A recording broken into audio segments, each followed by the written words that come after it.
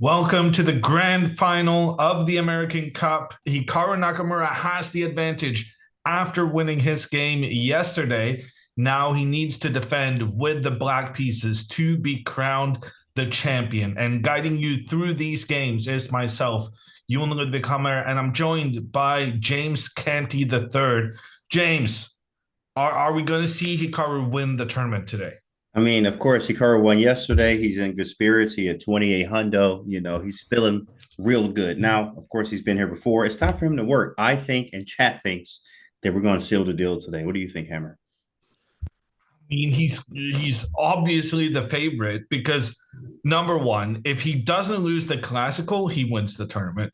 But even if he does lose the classical, the tiebreaker then is blitz, and that is the where he defeated Fabiano previously in the tournament, which took him into the grand final to begin with.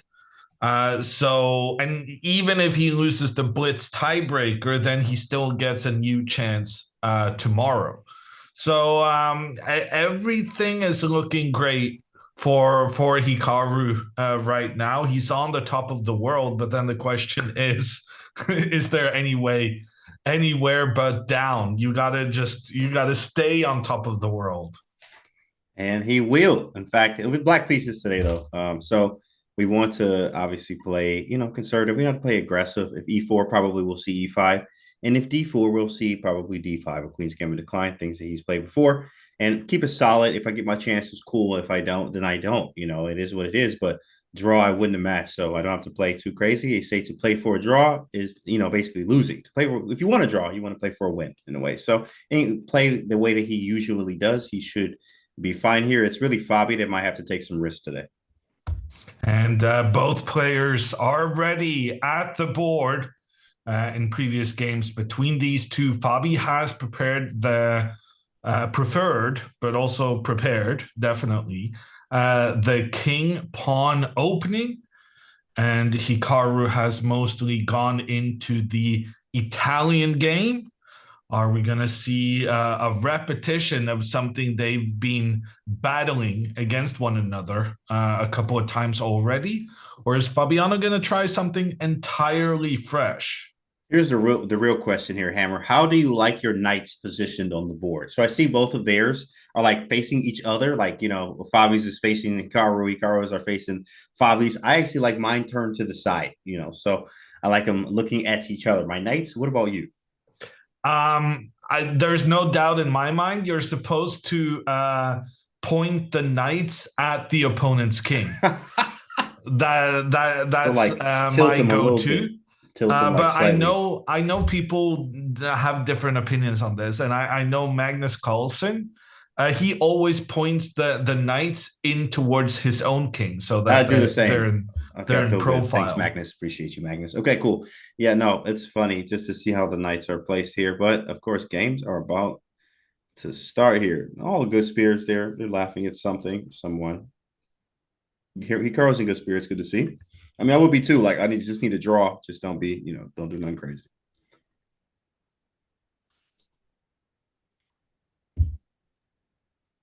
The waiting Okay. game. And Fabi diverts.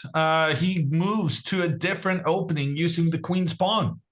And we have D4, D5, and I expect to see a Queen's Gambit declined here, which is a go-to for Hikaru.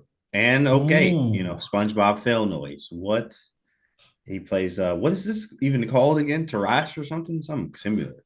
Yeah, I'm not sure it even has a name. This is an opening Hikaru did use at the candidates tournament. I think we also saw him using it in the World Blitz and Rapid this December. It's quite an uncommon way of playing. Black is forced to bring their queen out very early on, but the advantage of this is that you have a fairly high likelihood of all of these four pawns now up against one another. They could be traded off, and that Hikaru claims will lead to an equal-ish position.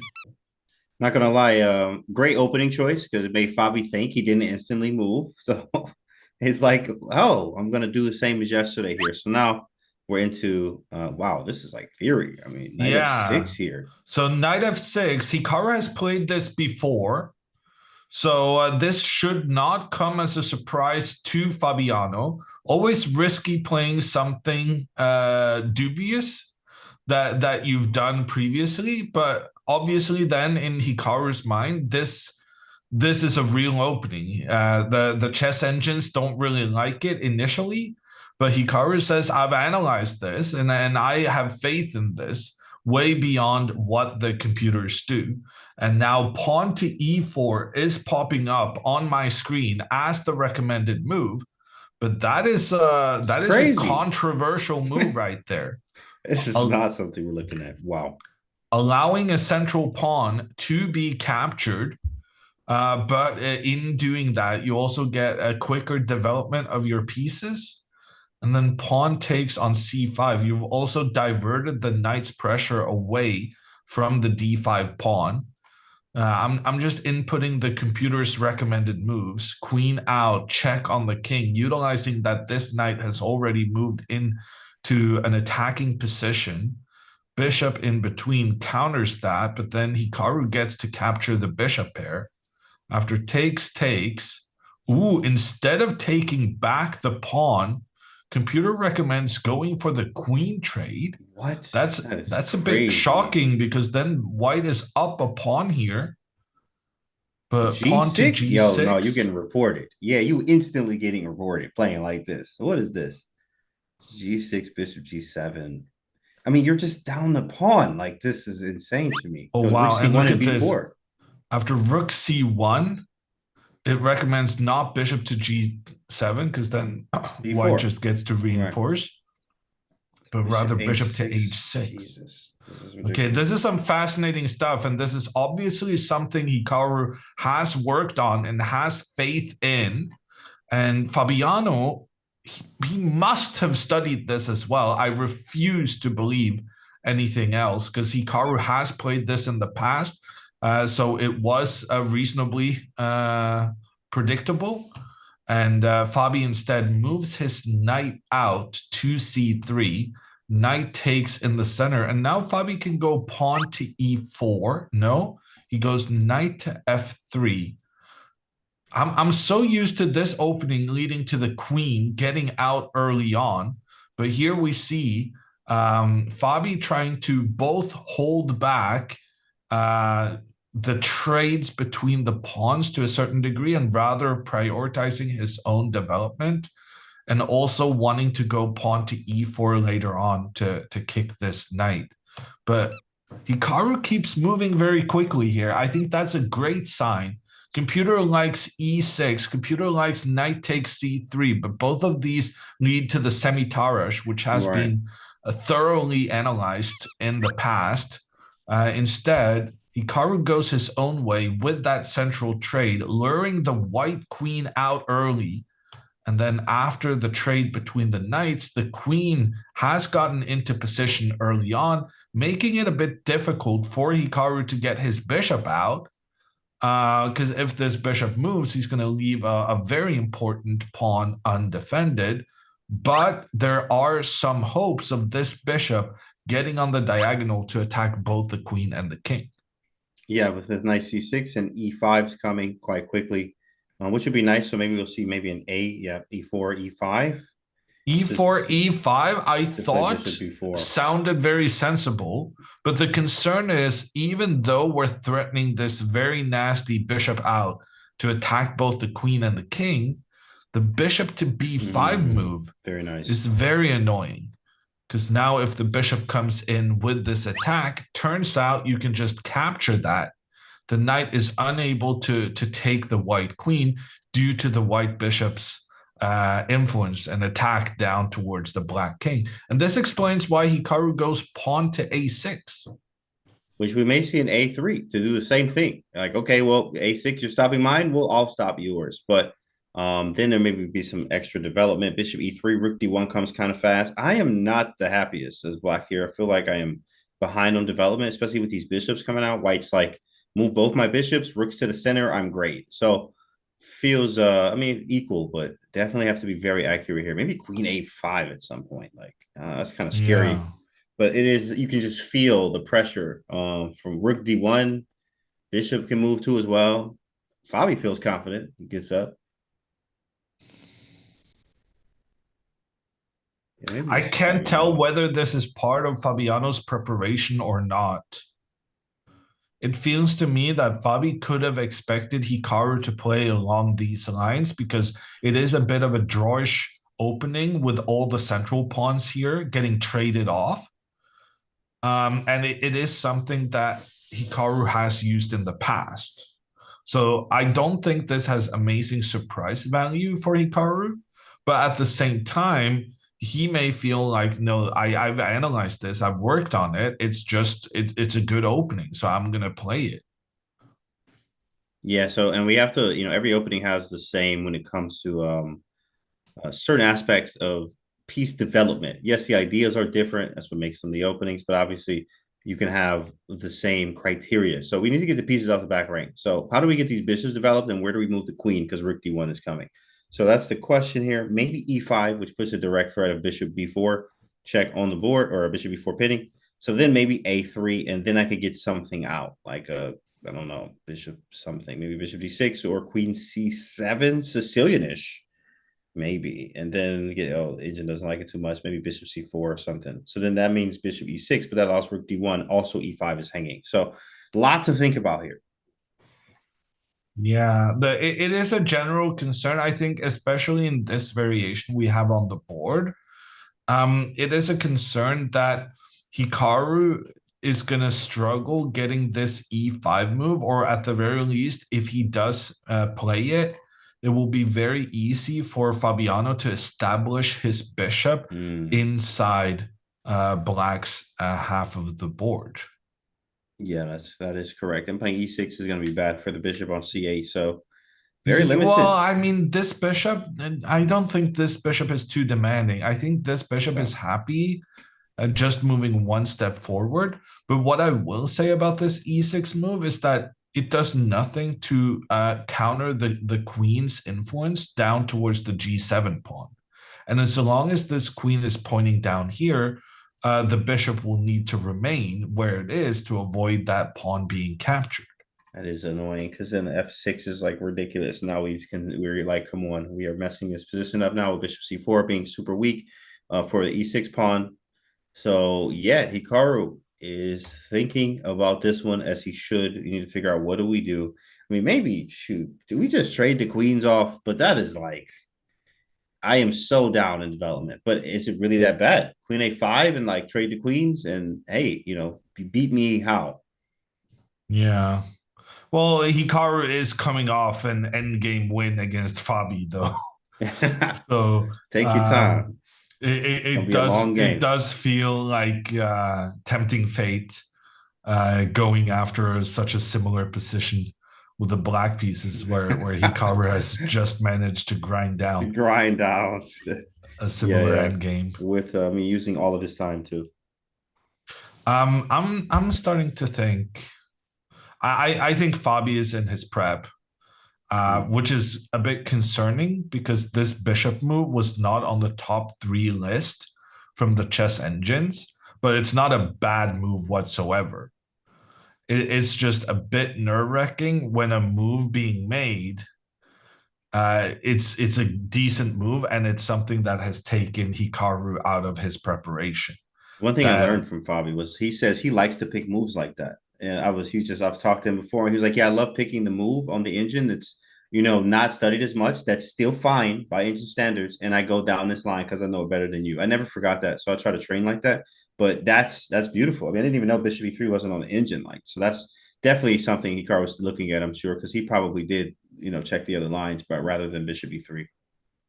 I'm starting to think maybe this bishop to g4 move. I like that. That's like a Carol Conish type move with e6 coming. Yeah, but then maybe e5. No, that's a great move. Maybe bishop e2. Well, my idea was so if bishop e2, Uh-huh. I was thinking, how am I going to do this? I was thinking something along the lines of, E5. well, I was going to take at a very early stage Okay. Take back and bishop. then take back. Then E5. What Well, I about was going to play e6, but the E6? computer doesn't like it. Okay, Really? I'll go e5. And then I could just castle, correct? Where you going, bishop? And now something with putting the Knight knight on D4. d4. That's nice. That's nice. The thing is, if we get a trade here between the bishop and the knight, the two remaining bishops will be working on opposite colors. So it could be drawish despite even if black loses a pawn. Because there's so many blockading opportunities down the line. But Okay. the computer really hates it, and I dislike that black isn't even ready to castle here. That's the problem, the development problem. It's like every opening has that where you gotta get those pieces, and he's figuring out what is the quickest route to getting these pieces off. And if I can't find that, I'm just gonna bail out with Queen A5 and like get these queens off the board and hope for the best. Takes, bring the Yeah, knight back to and what's C6, interesting and is that one of the recommended moves was bishop to d2, oh, to which stop that idea. specifically stops queen to a5. Wow, interesting. But what I'm concerned about with this bishop e3 move is that Fabi knows queen to a5 is a typical plan for black here, Yeah, but definitely. he's playing a move to confuse Hikaru because here maybe queen a5 is not as good as it is because queen a5 after bishop c4, then queen a5 is recommended. But the difference here is that then the knight would be attacking the bishop. Gain the So tempo. you win some time to get the rest of the black army into the game. Yeah, that's nice. That's a very key nuance there because now with the bishop off of e3, it developed the rook's coming to d1 quite fast. And yeah, we It have to makes think for a about it. completely different Takes. situation. Yeah, correct. Completely different. Bishop e2, rook c1 is already annoying because he's first to the file.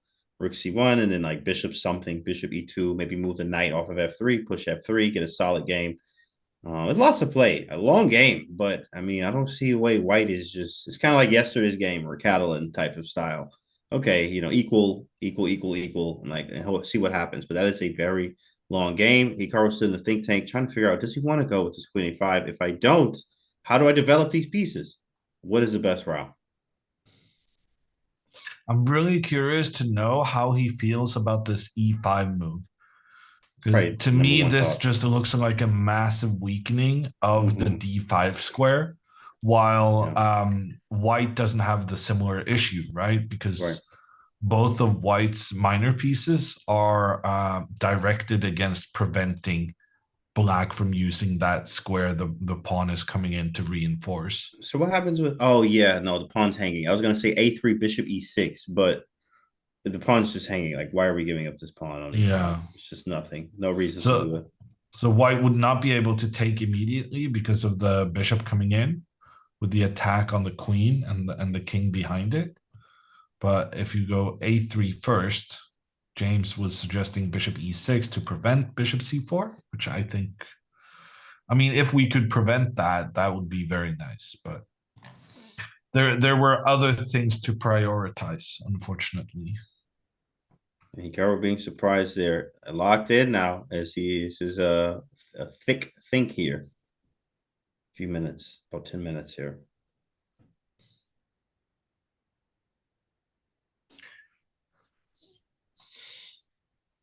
Wait, what about It is a bit bismuth for? uncomfortable for him. We'll That's let him terrible. think about this, and let's check in with Tatev Abrahamian, who won yesterday's game.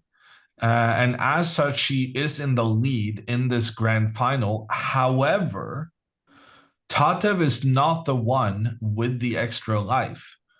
Alice beat Tatev in the winners' final to qualify for the grand final, which means Tatev has to win today just to get another match tomorrow.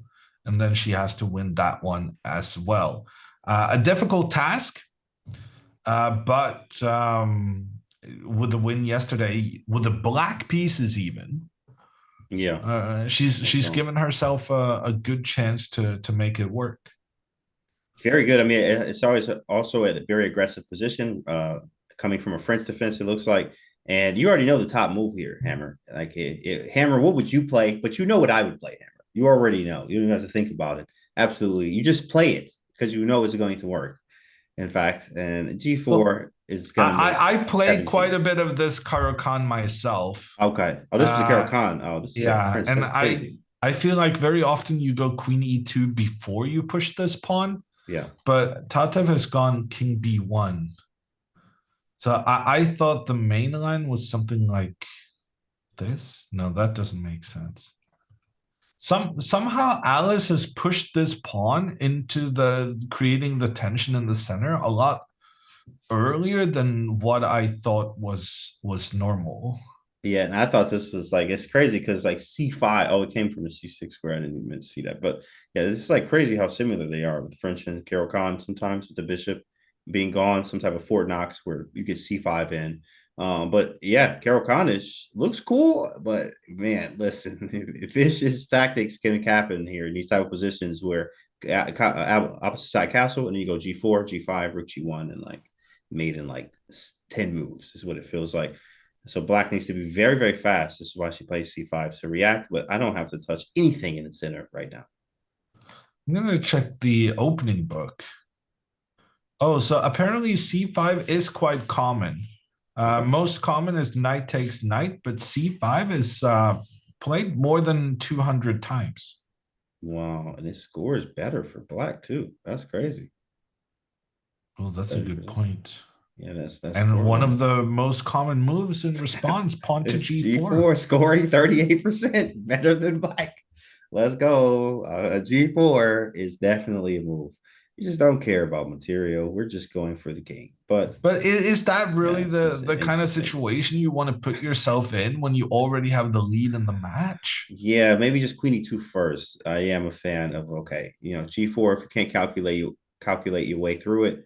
Yeah, just play it, it's know it's coming, but maybe we'll set it up because G4 does immediately hit knight F2. So my idea was actually Queen E2 after G4 because I wanted to defend the pawn Ah, first, right? It's hitting F2 and some I can't really move the knight off E4 too much. So it's a lot of annoying stuff. But Queen E2 now Rook G1 is gonna be pretty serious. yeah, and I know there's a lot of variations where black plays F5 to F5. keep this knight safe to Right. avoid the white rook just getting a free reign on the Right. G file. Yeah. And then it's also quite useful to have the queen pointing down against the E6 pawn. Something like Takes rook G1, F5. I was going to move this and say I think there's knight D6 there, but maybe not. Or knight takes D4. knight Ooh, d4 was that's being vicious. recommended. Oh my goodness. Yeah. And This is even all. this computer says it's equal, which Yeah, okay. Equal is what? just a very fascinating position. Very fascinating for sure. That's nice. Very nice. Chat says Fabi smiling. He was kind of smirking a little bit. What was he thinking about? What's in his mind, chat? What is Fabi smiling about? So Tatev has been caught a bit by surprise in the opening, as has Hikaru Nakamura, who so far on this move has been thinking for more than 10 minutes. The recommendation here is pawn to e5, threatening the bishop moving out, pointing in towards the queen and the king. Fabiano would have to stop that by moving his pawn forward, take control of the square the bishop wanted to use. But now we are concerned. Immediately, there's a threat against the pawn in the center. And also, white has this maneuver to really centralize their bishop. Recommendation is bishop out here. Seems fair enough. And if this bishop moves out, just Yeah, to it's a good castle. castle. Yeah. And you know what? It's just get the pieces out the back rank. That's what this is you know what? It is what it is. You get the D5 square. Maybe I get bishop D7, rook C8 in, and I might have something. Maybe I could try to get queen F6, bishop D7, rook C8, because the idea is it's a long shot, but B5 and 97. And even there, you got to watch out for a bishop G5 with the queen on F6. So there's like a lot going on. But at least he gets the pieces out. Yeah, you get the d5 square, but okay, I get the pieces out, and we still have ourselves a game. Interesting here, the Whoa, recommendation castling queenside. whoa. That would land the kings on opposite sides of the board, but controversial putting your king on an open file where the opponent can point their rook down. I think maybe we should just follow your plan, queen Yeah, here, six.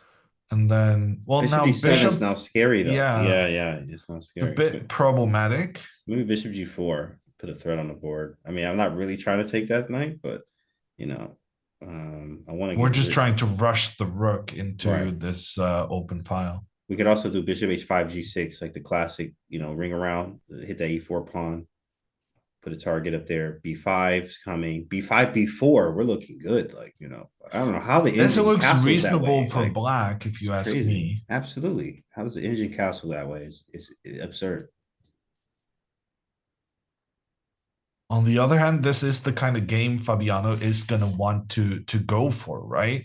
He needs the win, and it's always going to be easier to win when there's a clear imbalance with the kings having chosen opposite sides of the board. Yes, absolutely.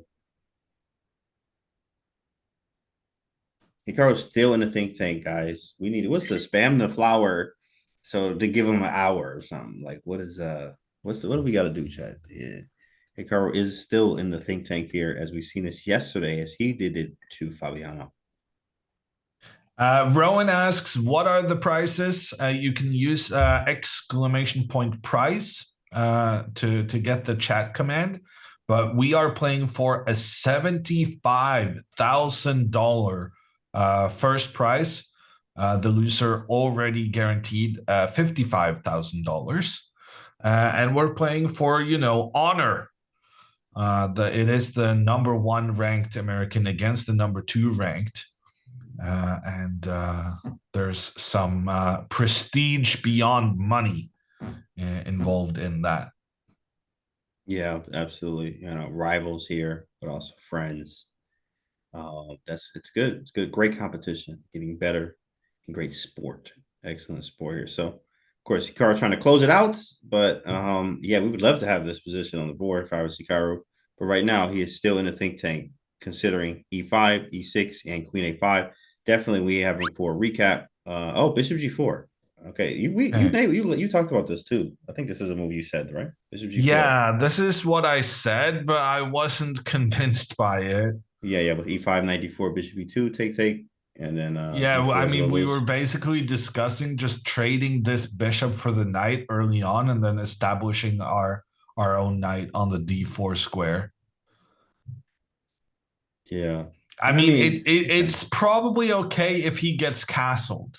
But the problem with this move is that Fabi just, he's going to move his bishop out like it's nothing, get ready to castle. And I'm, very slightly scared that we're not going to have time to castle ourselves, having prioritized the development of the queenside pieces. I think he's using the fact that, okay, if I get more pieces off, the more pieces that come off, the closer I am to the draw, even though white might be slightly better Catalan type style like yesterday. As we pointed out, I think after bishop e2, it was e5 castles, bishop f3, knight d4. And then I think you maybe trade everything on d4, bishop c5 happens, and we kind of Yeah, I trip. sorry, I lost you. That was so e5, right? E5 for black here, right to bishop e2. After bishop e2. Yeah, e5 castles, bishop f3, knight d4, and now rook d1. But I mean, we could take on f3 though. Well, We the could take thing on is, f3. taking this bit, like right now, our knight is rather strong, and this bishop is being blockaded by its own pawn. So even though we ruined the white pawn structure, we've given away our best placed piece, and we're not ready to castle anytime soon, Yeah, I think we just lose a which pawn there is though. the cause of some concern. That kind of sucks. Yeah, we kind of just lose a pawn. Oh no, we don't. We go rook c8, then bishop c5, and then try to hold from there instead of knight f3.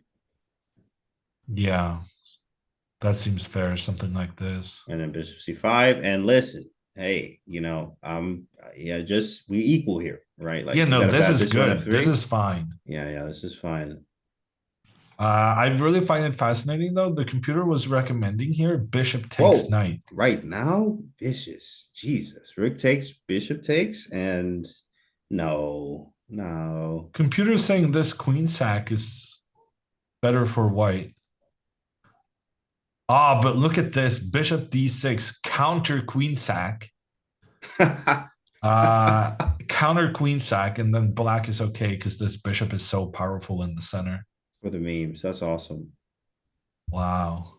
That's awesome. I think something like this is what Hikaru is going for. And I think the theory is essentially that after bishop takes this knight e5 and then putting the knight on d4, there's so many situations where black is going to lose a pawn, but you're basically making your position super easy to play.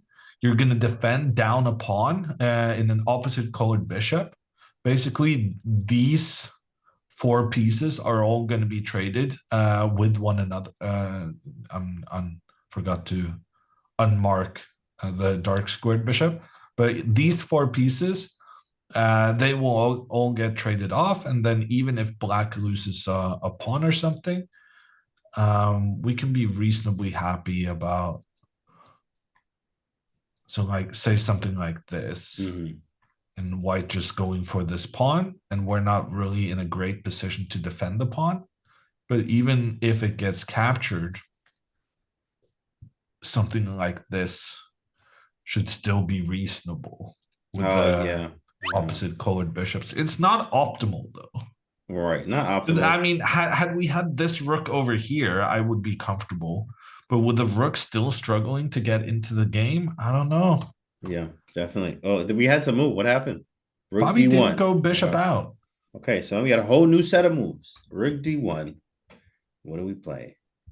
Queen C7 or Queen A5? I Probably the mean, only two moves. he's daring us to go queen a5, and he's doing it at a moment. So one of the things I was concerned about with this queen a5 move was that after takes, the knight to e5 takes control of the c6 square, making sure that this knight cannot move back again without causing a major disruption of the coordination with the black pawns now unable to defend one another. That's really strong. So now with the rook on D1, bishop G4, and with the bishop on G4 and the rook on D1, there is obviously no 95. So Queen A5 does make more sense now.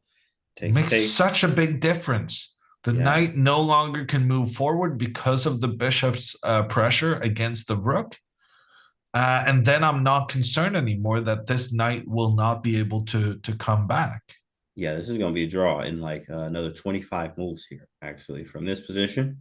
Likely to be, obviously, but yeah, this is very good. Queen A5, if this is what Hikaru was looking for, he now has a chance to do it with Queen A5.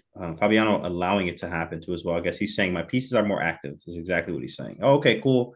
Yeah, your move. My pieces are more active. You can trade queens, but I am more developed than you right now. So I'm going to try to use that advantage. Calling it a draw seems somewhat premature to me, but Absolutely. it is. Still a lot to play for. But I mean, of course, equal like yesterday. Of course, equal. That is not, of course, to me. We're still struggling getting these pieces into the game.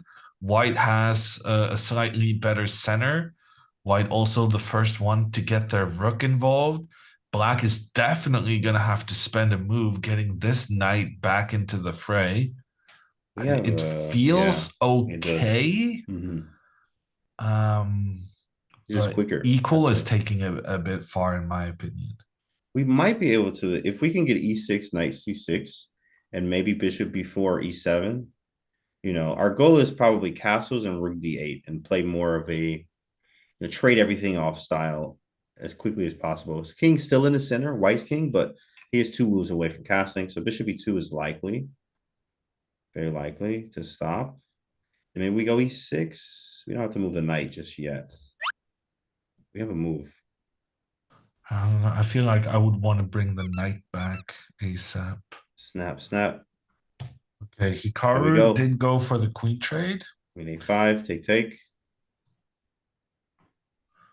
Hikaru feeling good about his end games after yesterday, where he took Fabiano down in what did seem like an equal position, but which always had a little bit more for white than black. And now we're getting to test our variation, James. Here we go. Bishop e2. And yeah, I mean, he has more pieces developed. You'll see this sometimes in like, it reminds me of a Scandinavian, which don't try that at home, but there's a Scandinavian where you get the piece, you trade everything, and then black is slightly behind on development, and then somehow gets these in games that's super annoying. Scandi is an annoying opening. So it feels like that here, kind of. At least we got our bishop outside the pawn chain. Knight on a5 is pretty gross, but we need to move it back. So moves are knight c6, e6, maybe g6, but g6 feels even slower. It feels like.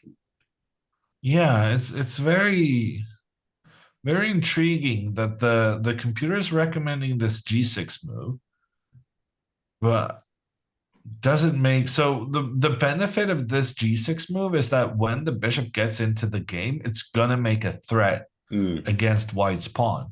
That is And very true. maybe we're actually so desperate Yeah. to get our pieces out quickly that making a threat while developing is such a huge achievement.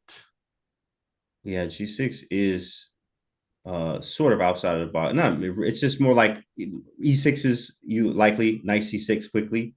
G6 is a pawn move where you're like, I need to get these pieces out quickly, but you have to do it anyway. You would have played E6 or G6. So depends on where you want to put this bishop. I think he'll find G6. It's so uncommon. So from the opening Hikaru played, you basically always push your central pawn up and develop the bishop in this diagonal. Yeah. I'm definitely sold on this G6 move being the best. I think. Okay, I'm not definitely sold, but I'm open to it Bishop because I G4. do see the massive value in making a threat against the pawn. So say if Fabiano castles, bishop out, if Fabi now has to make a move with the pawn, a piece he otherwise wouldn't have moved, but he had to because it was attacked.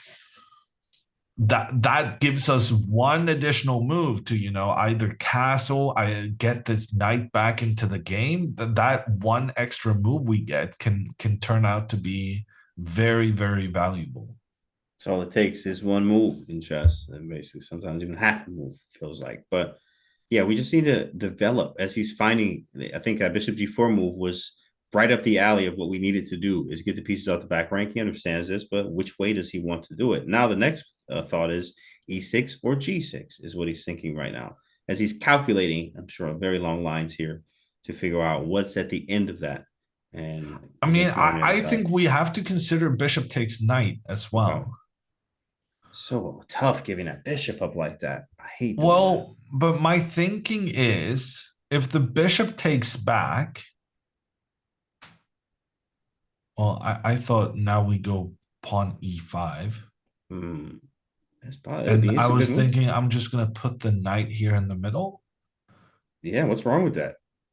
And they get the bishop out, castle, rook d8, 94. How do you even stop that plan? Well, it turns out this bishop to g4 is pretty annoying Okay, we got check and because castles. now if the knight moves back, I'm losing the knight on the Yeah, next move.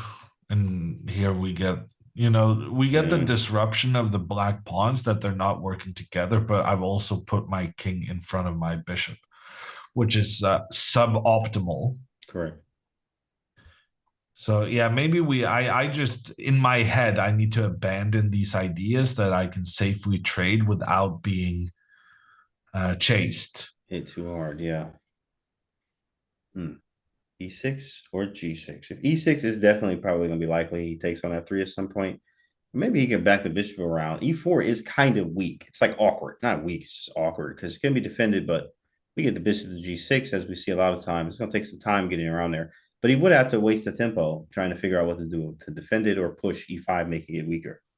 Yeah, but on the other hand, it takes two tempes to get the bishop to attack the pawn to begin with. Yeah, so what do I want? E6 or G6? Man, I would probably go at the end of the day, just E6. It does help control D5 too, just in case. And I could always play E5. E6, I do like, I feel like this is more natural is E6.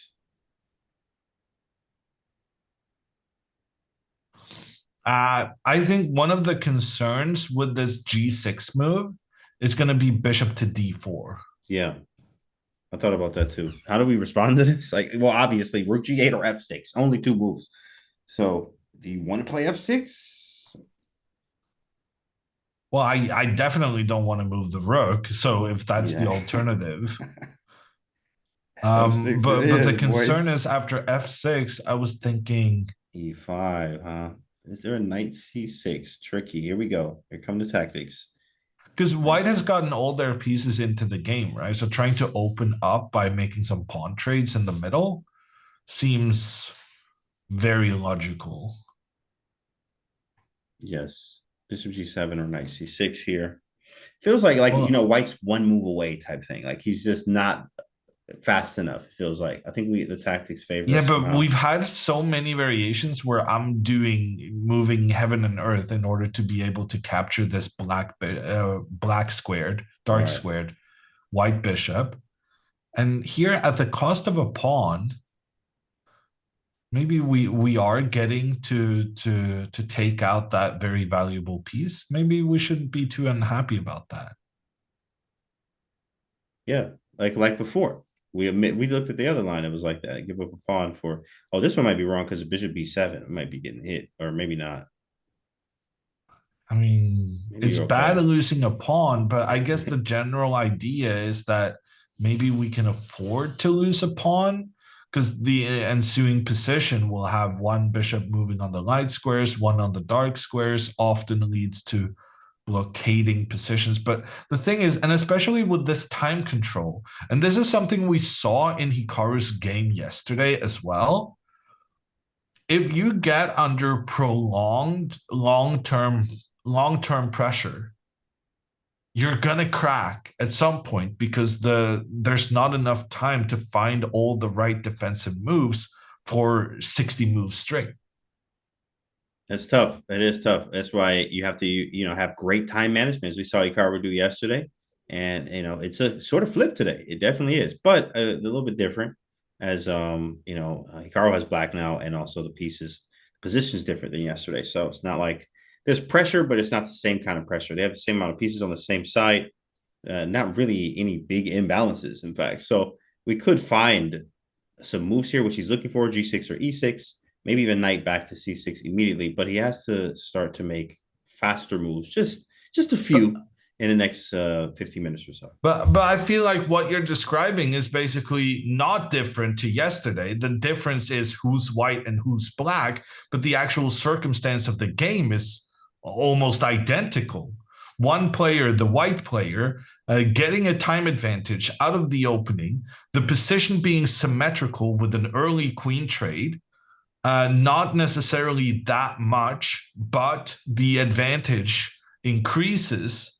With Well, the this time. that now becomes a prediction, but maybe the advantage increases as a result of the defending party, Hikaru in this case, not having enough time to find all the right defensive moves. We trust him to find it, but when time gets lower, it's scary for anyone. It's scary for anybody on the planet. When your time gets low, it is possible to make very, very fatal errors. A bunch of time still left, but we have to make a decision quickly. Will it be E6, G6, or knight to C6 being the top moves? We talked about bishop takes here, and then e5 and trying to get this knight to the d4 square ASAP. That didn't really work out, partly because of some infiltration with this bishop. But I'm starting to see now that after knight to c6, Mm-hmm. the computer is suggesting that the knight move back to try and avoid this trade. But the second choice here is pawn to h3, attacking the bishop. But then we can make the trade. And this is like the same thing we were looking at, just with a whole extra move.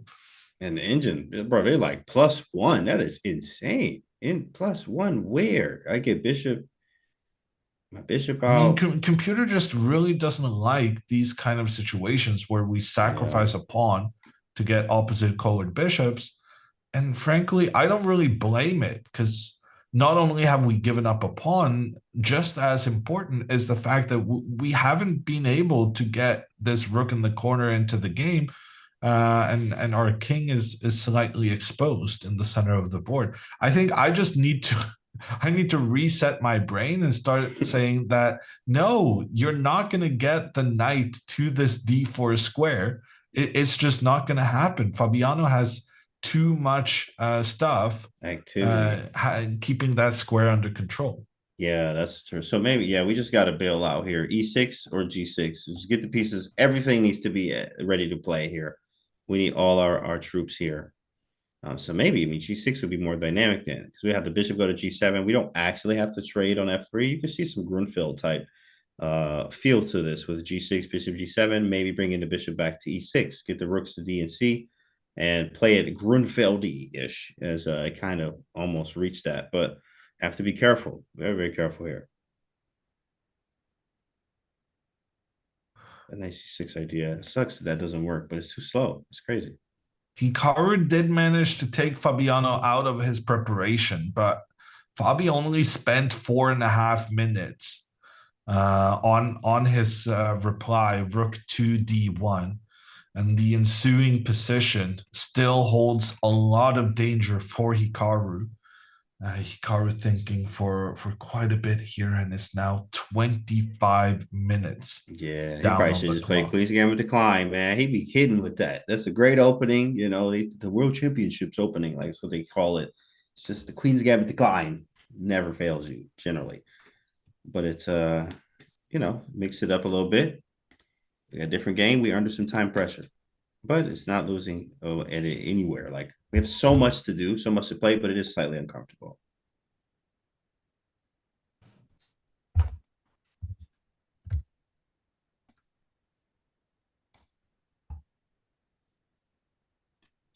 I'm kind of scared about this game so far, because it is very reminiscent of what happened yesterday, with the black player spending a lot of time landing themselves in an unpleasant endgame. And we know how that worked out for Fabi yesterday. He lost with the black pieces. He missed some opportunities to save the game when he was very, very low on time. And Hikaru's got to make sure that doesn't happen to him. He played But that E6. means making some moves, which he does. Simple. E6, get the pieces out, follow principles. Like this bishop's coming next. I don't know. He might even try, I don't know, King E7 might be too much, but I'm really trying to stay, at least have something I could say I'm happy about. It's like, okay, is my king's closer to the center just in case of endgame. I do want to get King E7 in, but that might be a little bit too much. So maybe just Bishop E7 or B4, get castle, rooks to the center. Big question for Fabiano, though, is he going to castle? One of the disadvantages to castling here for Fabi is that he might actually want to have his king in the middle of the board, seeing as how the queens got traded off. Absolutely. Which is what I'm trying to keep with my king too on E8. Like, how can I, yeah, G4, Bishop Yeah, G6. I'm just putting some moves on the board being recommended by the chess engine, but Like white. I'm this like this white. does not look very impressive for Fabi. Right. Looks very solid for Hikaru. Just creating an escape for the bishop. Sure, yeah, white is aggressive with the pawns, but you're not really targeting the weaknesses. It's not like I'm terrified of a rook coming into the d7 square. You can always kick it away. That's nice. Yeah, yeah. It's Well, possible. actually, I am terrified I was of about to say, a wait, rook coming B7. in here. Yeah, like we're gonna have to go Bishop E8, reroute that thing. Weirdly enough, like Rook Yeah, D8, but Rook then F to D, this and Bishop then this E8. knight is stuck. Yeah, It's gonna be an unpleasant experience. Hikaru's gonna have to bring his defensive A game. And we will be here to cover all of it. But now we're gonna go on our break, and we'll be back with Fabiano's decision on whether he wants to keep his king in the center, king in the end game. Very important to get it activated, or is it more important to bring this other rook in quickly? We'll be right back.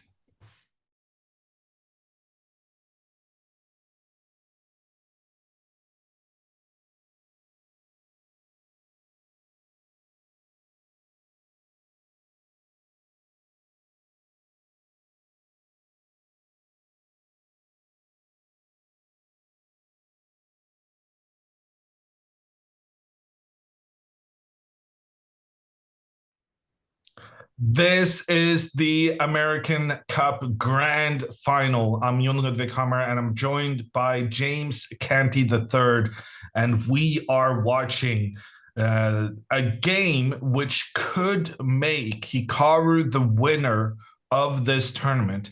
In order to make that happen, he needs to avoid losing.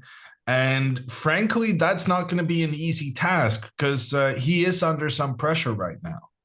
Yeah, white's pieces are developed here as you see a castle with the rook coming over, as you have the draw arrow there. There's something that white just has better pieces that we saw yesterday's game. I mean, the way he just had better pieces, and especially when he was able to create, the imbalance with the knight versus bishop, and that bishop on a6 was really gross. Hikaru was able to make that happen. So in this position, I mean, we have, I guess it is kind of very similar to yesterday, but then down the time here, weird pieces with the knight on the edge there, but it was bishop on the edge yesterday. So it's different, but he is under some pressure. Hikaru has he's down on time, and he has to figure out how to develop his pieces. So king and the bishop on f8 are the problematic pieces right now. If we can get those connected and the rooks connected, we are in great shape. If we get things to like rook A to C, rook F to D, then okay, we're feeling good. But that is a ways away.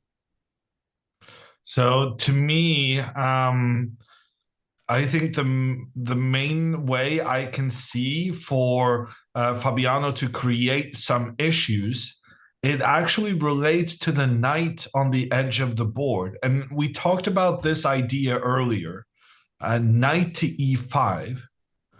And the reason I think this looks pretty good for Fabiano is because the knight then takes control of the c6 square, which is the only square the knight could retreat to.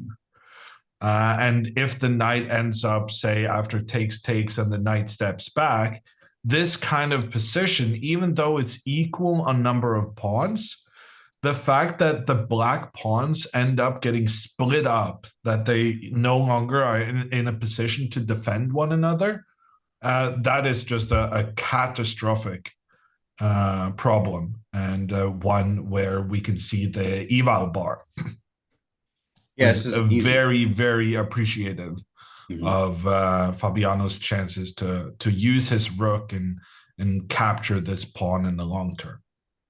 Yeah, as you pointed out here, with rook on c1, you just double the rooks. Very easy plan. Even put the bishop on c5 to even stop c5 from happening at some point. Double the rooks, and you play this into oblivion. There was a game. What game is that? Like Karpov and Korchnoi or something. Double the rooks on the d pawn, and just like you play chess. You push the pawns on both sides of the board. You grind this thing out into oblivion, and it's the weaknesses that point out are generally going to be the downfall in this game. So that's why knight e5 is number one on my fear list. After this move, computer says only good response, bishop to b4. Wow, I guess development, that makes sense because literally. we need to get this bishop out. Uh-huh. And if we have the ability to get it out and check our opponent's king, then that's better than the alternative. And here, white should not go for trades. White has the superior pieces, and white could potentially attack this bishop in the future. So I think it's better to just move the king. Here, the black bishop being under attack doesn't have anywhere safe to move, so it's just going to have to agree to a trade. And then we get this situation where I'm still concerned about this knight on Yeah. the edge. I feel like we need to kick out the white knight so that the white knight is no longer attacking the c6 square, which in turn means we can get our knight back. Yeah, this is so annoying because I wanted to go f6, but then maybe knight d7. But then I was like, what if I go knight c6 anyway and then knight b6? So I think I'm okay here. I was kind of annoyed by this, but maybe not. Maybe I just move the rook to d8 now and then trade, go king c7, bring the other rook, and I'm good to go. It Ooh, what are feels. you taking back with though? You're taking I with was it. taking with the king. Yeah, because that is Oh, you get scary. rook check. Oh my goodness. Yeah, this is weird. I knew this 97 looked strange, but so how do you get the knight out of there? That's the question. We can't go king e7 immediately because of rook check, unless there's some type of tactic with king f6. You might even get mated somehow in there. That's kind of ugly. Yeah, Yikes. no, this is just very, very scary. So you can't go f6. So what do we pull? Rook? No, rook d8 immediately Well, blunders. actually, after knight d7, computer liked rook Oh, rook c8. c8. Okay. Rook c8. Knight b6 and rook c7, I assume. Oh, rook c2 check. Okay. And we At take least now we're b2. making some threats as well. Yeah. Yeah, because we still have to watch out for d7. We're definitely nervous about some rook entering here. I like it. Okay, so But there's play. There's white counterplay. should probably be nervous about our rook getting involved as well. So it's a two-way street. Right. Um yeah, where were we? Yeah, so I think this is a very likely continuation. And I don't really think Hikaru has that much choice. Like, oh, this is interesting, James. After Okay. takes, if you don't include the bishop up move first and then try to kick the knight back, there's a problem here with the move bishop to b6. Wow, that is Allowing your own diabolical. knight to be captured in the center, but That is capturing diabolical. blacks on the Dang. edge. That's sick. That's hard. And it probably would spot that, especially if he has enough time. Sheesh. Okay, this is tougher than we thought. Like, I mean, we knew, obviously the development is lacking, but here's why. That knight on the edge is constantly the problem. So I guess based on this, so here it's very problematic, even though it's the same amount of pieces for each player. It's just problematic because you're struggling to keep these guys in the center protected. And you basically have to move your bishop very passively to defend one of those pawns. And then you got to move your king to defend the next one. And by the time you've gotten your own pieces into the game, white is really dominating with their rook and bishop positioning inside the black half. Really strong. Bishop b6 coming, dropping So the other rook on another f6. reason, but in a way, this is good news because it means that Hikaru will not mess up the decision should Fabi go knight e5 here. Bishop b4, not only is it a check against the king, it also protects the knight. Right, so bishop b6 temporarily too as well. Is defending king f1 takes, and then what is the move? Yeah, I Has to guess be f6. we've been looking at f6, and I still think this makes a lot of sense. Just trying to get the knight back. And I think we're reasonably happy that after your move, knight d7, we don't need to move the knight back immediately and can try to create some counter threats along the c file. Yeah, that's good. That's it. That looks very nice. But that's not the end of the concerns. So there's two moves here being recommended: rook to d4 and knight to d3. I would say knight to d3 makes more sense because, well, Mhm. frankly, that knight was under attack and it creates an attack against the black bishop. Simple. Bishop e7. Bishop moves back, but how bad is this? Like we're Right. ready to get our knight to the c6 square now. Or c4 if we're feeling, fancy. Knight c4 as well. So we have these squares for the knight. What are they? Maybe I don't know, like something. The C5 is weak for us, I guess. I know the C5 score is weak, but like, is it really that weak? Maybe it is. Knight C5. I might have to take that. So I guess preferably we would like to go king I would love to. f7. Rook D7 is no nothing. I mean, tactically, can I like B6? I don't know. Rook D8? Is it really that bad if I Rook D8 you? Yeah. Oh, maybe you double. Oh wow, that'd probably be annoying. Yeah, I can't get out of it. But I was looking at Rook D8. Rook takes Rook D8, Rook D8, Bishop D8, B4, and I lose B7, I think. But there's Knight C6 there. Just as crazy. So how is this? Am I okay? Like, what is actually going I mean, on? it feels like we're very close to being okay, Yeah, yeah. but the computer says we're not okay. And the computer tends to be right in such matters. Correct. But Yeah, it yeah. feels It very sucks. close. Feels like we're okay. Like we just trade and like B4 doesn't work because we have Knight C6. They take B7. I take B4. Rook D8. I was gonna go Rook D8 again. King. I just want to trade Well, rook everything. d8, I was scared about this move. Oh, that's annoying, huh? King D7. Maybe B6. There's Knight A6. Yeah, yeah. Knight A6. So we have to go where? This is annoying. King E8. Well, All I right. was thinking if we go king back, at least we're attacking. But it's the same thing, rook Oh, c7. And now you're attacking there, you're attacking there. And if yeah, I that's move my wrong. bishop, you're also attacking. That's ugly. That is ugly. That is So ugly. my new idea is to go rook c8 here. Love it.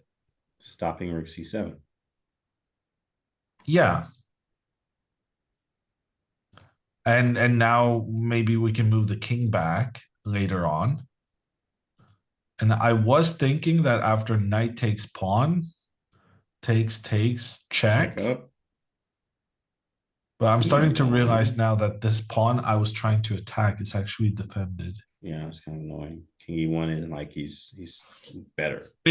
Any situation where your opponent gets their rook into the heart of your position, pointing against your king, it's gonna be a concern.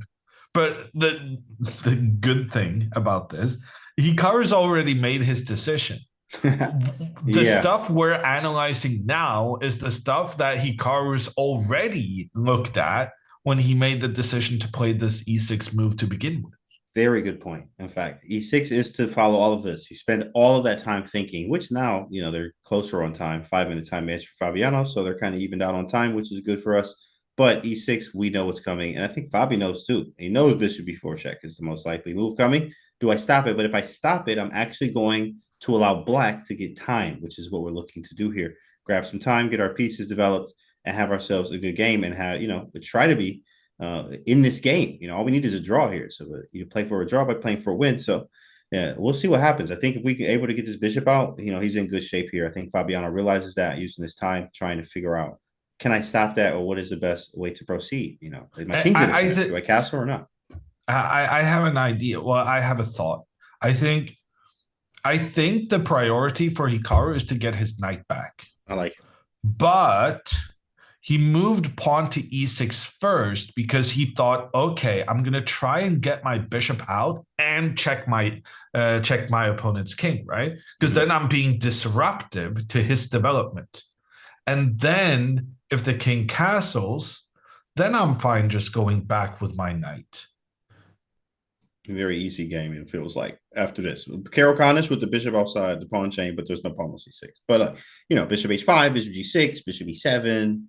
I don't know where my king goes yet. Maybe I castle too, because I can't really, I don't know, maybe rook d8 or something, but I need to get active. Nevertheless, I'm feeling good, much better about this position than a few moves ago.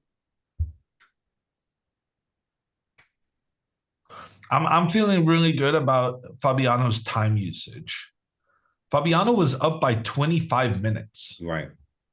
So that means he spent over 20 minutes on this move. Yeah. He So calculating the either whole he's game. calculating very, very deeply, or he's struggling to find anything he's happy with.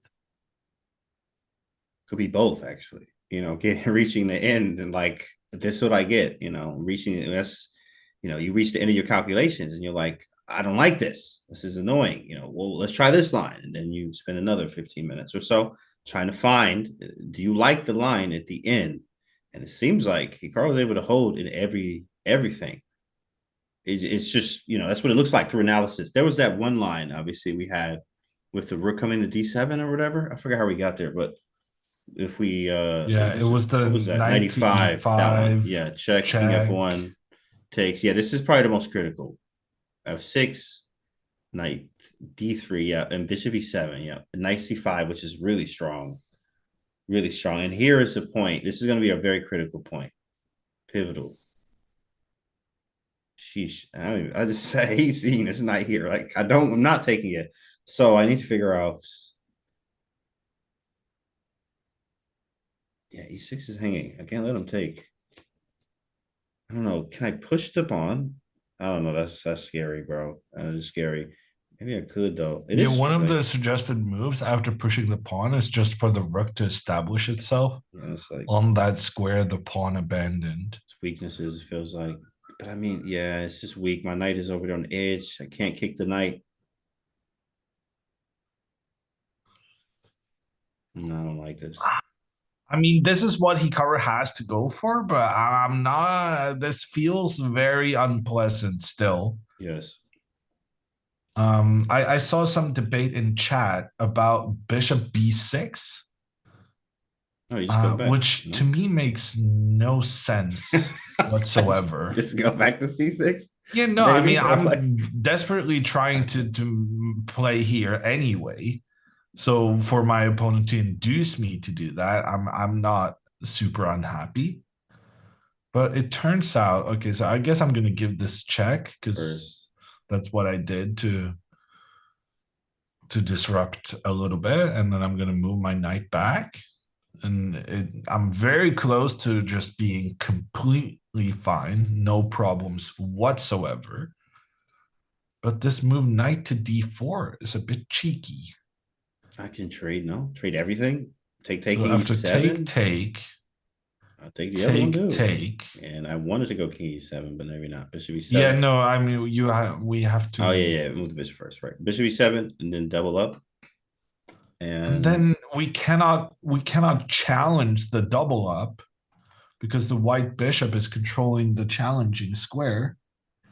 And without the our ability of going rook d7 or rook d8 ourselves, we cannot prevent the white rook from landing on this d7 square. And this is super scary. yeah, and there's no tricks. I thought rook C8 and allow rook D7, but you can go rook D2 first and then say, now rook D7 still nothing. Like, yeah, I can't stop rook D7 regardless after So that. I think essentially we cannot make this trade.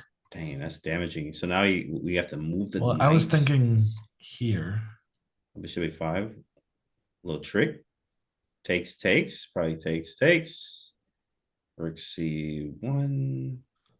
Rook c1. That's such a good move. Yeah, that's Preventing tough. us from playing the rook here, but also making sure that potentially you can trap the knight on the edge of the board.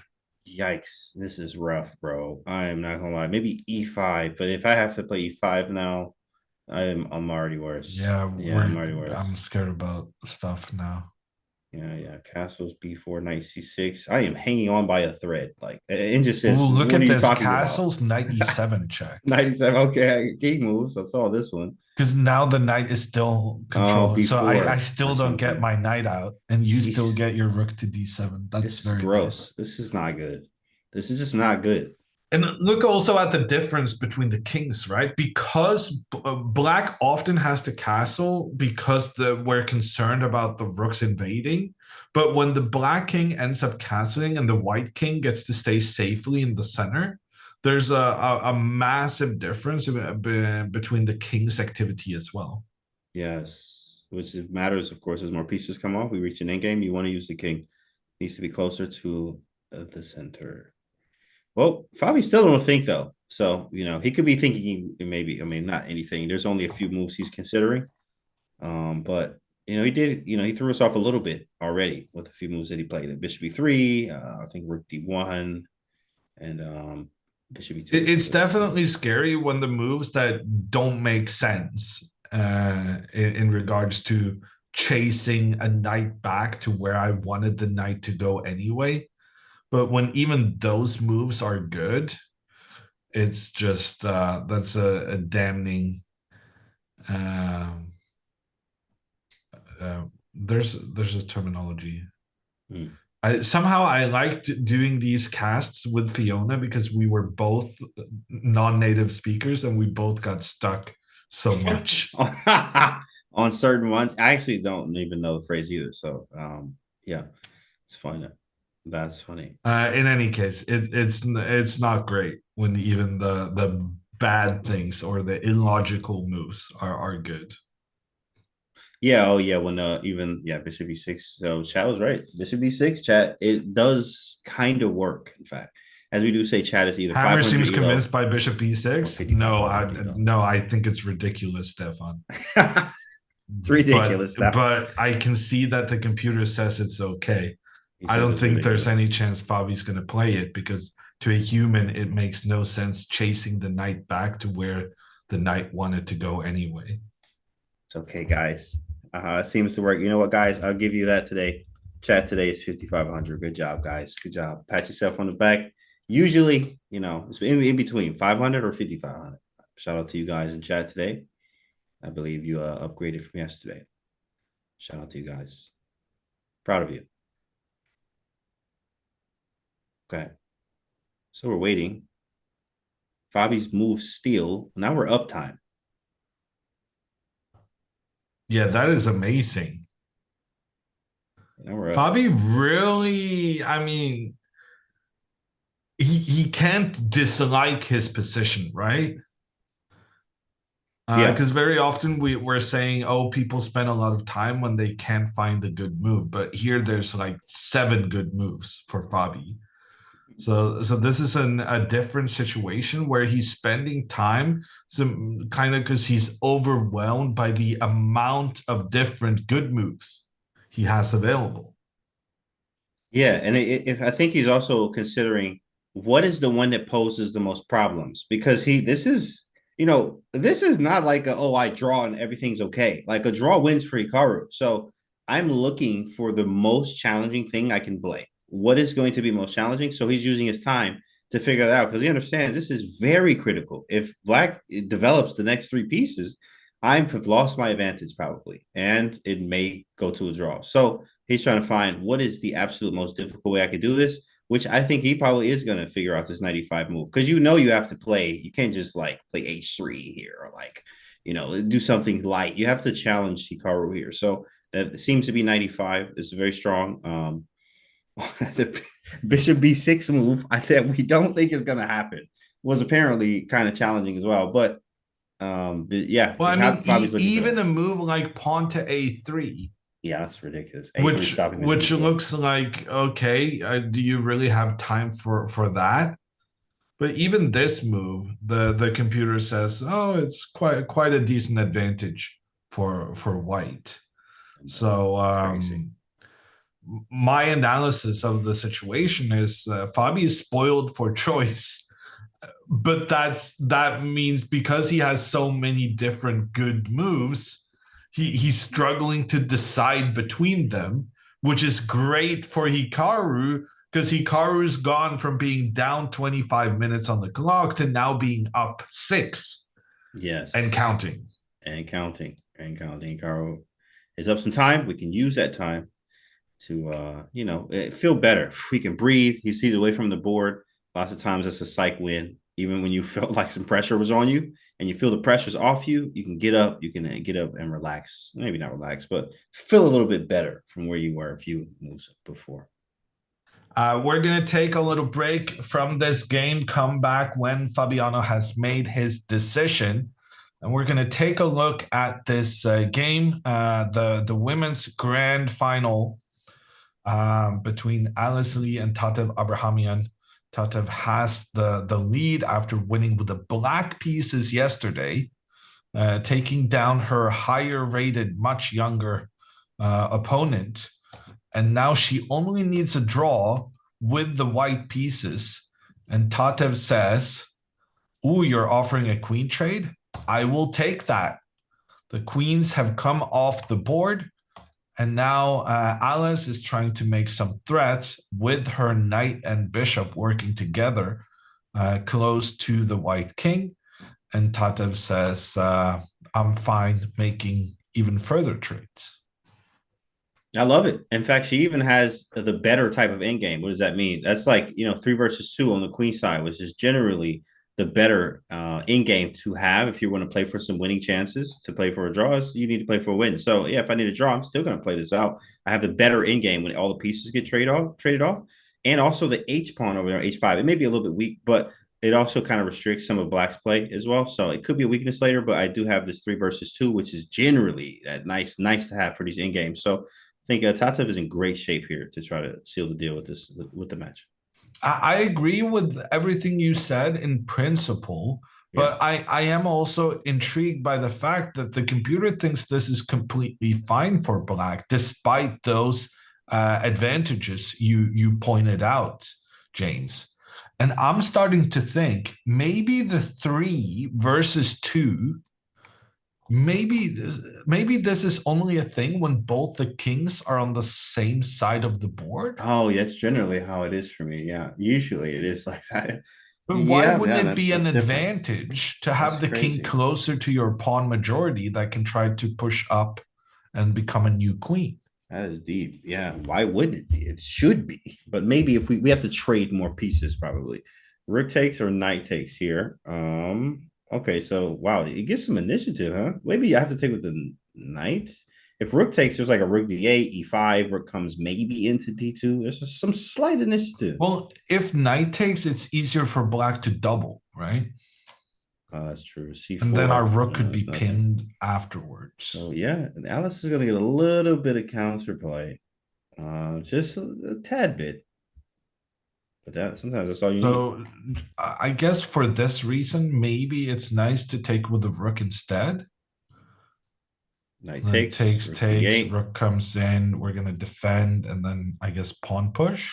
Yeah, and then knight back to f3, and if f6, king c2, and I am kind of worried Seems about reasonable h5, for both parties. and maybe rook h4 or something. Shouldn't be massively dangerous here for Tatev, and she wins the match with a draw.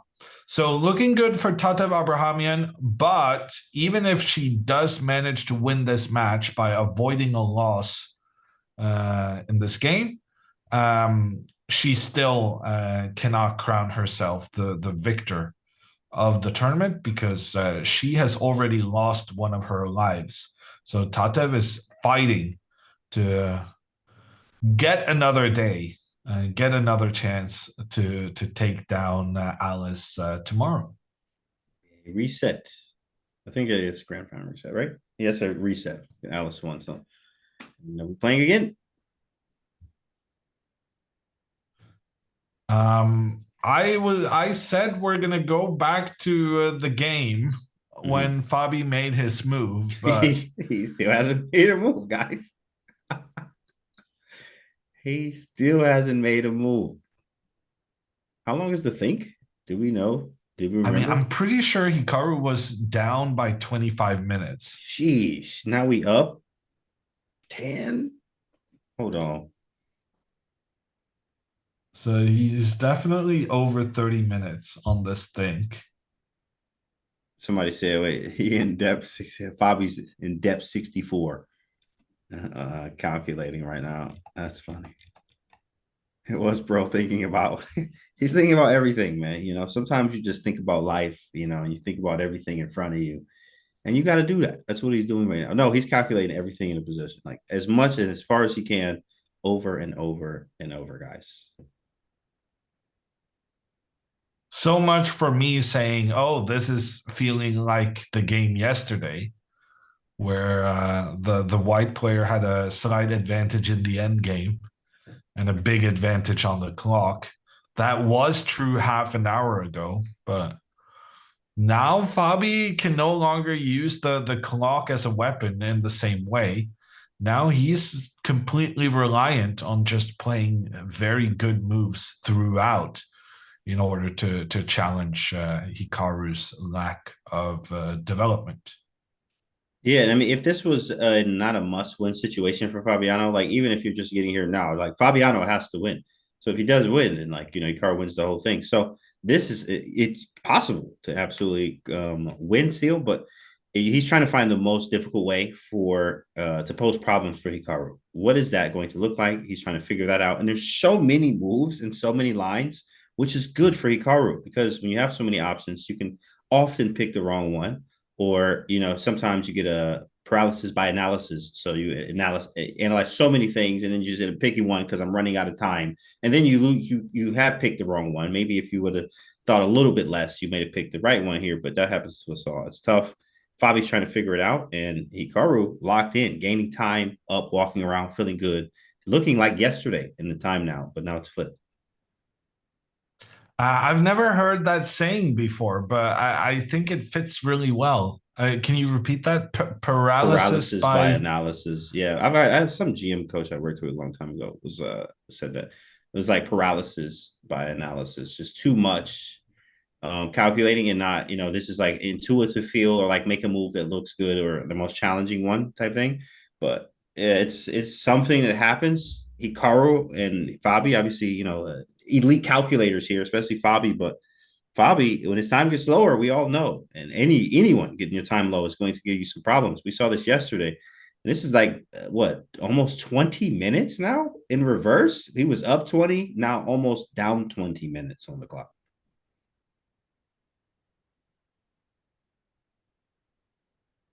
Another 6 minutes, guys. That's crazy. He really is in the think. All right, chat. Well, we always take this time to say, what are you doing? How was your day? Because we've analyzed as much as we can over here. So we just talk to you guys. What do you think is going to happen on the board? What'd you have for breakfast today? How are you feeling? What did you have for breakfast, James? You know what? I went to the gym and then I had a protein shake that I made at home with You strawberries. skipped breakfast? Yeah, I like to fast breakfast sometimes. To a fasted workouts are the best. So I did a fasted workout, had a nice small lunch with a protein shake, and then I'll have some chicken and eggs later. What did you have, Hammer? Y'all be having some good food over there in Norway. I know y'all do. I've been over there a Uh, bunch of times. Norway I food is also great. skipped breakfast, but that's just because I'm too lazy to make anything. It's not a uh, conscious choice. yes, the chef didn't make it today over there to Hammer's house. Hammer has a personal chef. I made some eggs for lunch. Nice. Eggs are good. Fish, the food, nice guys. Great job. Great job. And you see, calculate. He's still calculating, guys. Wow. Oh, he said, Hammer, what's your longest think in a classic game? Mine is an hour. I've thought an hour before. And yeah, recently, what I remember is like 45 minutes. What about you, Hammer? I Longest. mean, I thought an hour for a move in my most recent game. That's not even close to my record. That's just a normal thing for me. Man. But I will say I made the right decision and I won a very nice game. Oh, nice. What was the game? And I was already up by like 30 minutes on the clock. So, you're allowed to spend quite a bit of time thinking um, when you've already kind of made sure that time is not going to be a massive issue. That being said, yeah, Fabi now at 40 minutes. This is why we having casual conversations. Like he's just nothing else to do. He is, which all eyes are on Fabi. Everyone is watching Fabiano. What are you going to do here? And this is good. As time goes on, we obviously Hikaru looks in much better shape than before. So looking good for Hikaru as Fabi's time keeps ticking here. I'm looking at any facial expressions or anything we can gather from his body language, but it doesn't look the happiest, which of course we would know. Obviously, his time is lower, and he can't figure out what to do yet. Michael asks, when you think for this long, is there a plan of attack, like X amount of time per line? How do you plan how much time you spend on certain things? I can only speak for myself, but I can say when I spent that 1 hour on one move, it was just because I was calculating, and I was calculating until I was happy with my decision. So I never have any sort of set rules or anything. And most of the time you get away with spending a lot of time, but in general, you don't want to be too far behind your opponent. Which is why I mentioned this fact that I was up on time to begin with, so I had Mm, some leeway. that's very nice. Exactly. Calculation of everything. There you go. What a cool guy. Correct. You got to calculate. You got to calculate, but also it could be a downfall sometimes. In fact, actually, I think that's what Magnus said about Gukesh. In faster time controls, Gukesh doesn't, prevail as much because he is calculating too much, right? Like sometimes you got to just go with the flow, intuition, obviously having that. But in longer time controls, obviously he's absolute genius, right? Calculating, seeing everything. He's a calculator. So Fabi does it too. Fabi's a calculator, like human calculator is what I like to call him. He calculates and he's doing that, but it could be a downfall. As we saw yesterday, he got in time trouble and what happened? He lost the game. So today he actually has to win the game, but now down on time, trying to figure out the best way to proceed to not give Hikaru these drawing chances. Agent Smith asks, you thought for an hour, but was the move different than your first instinct? And actually, I think it was. But you're definitely right that very often we end up thinking for a long time and just making the move that was our instinct to begin with. Case in point, Mr. Fabiano Carana right here. You know, knight to e5 was the first thing he thought about, trying Right. to restrict the knight on the edge of the board.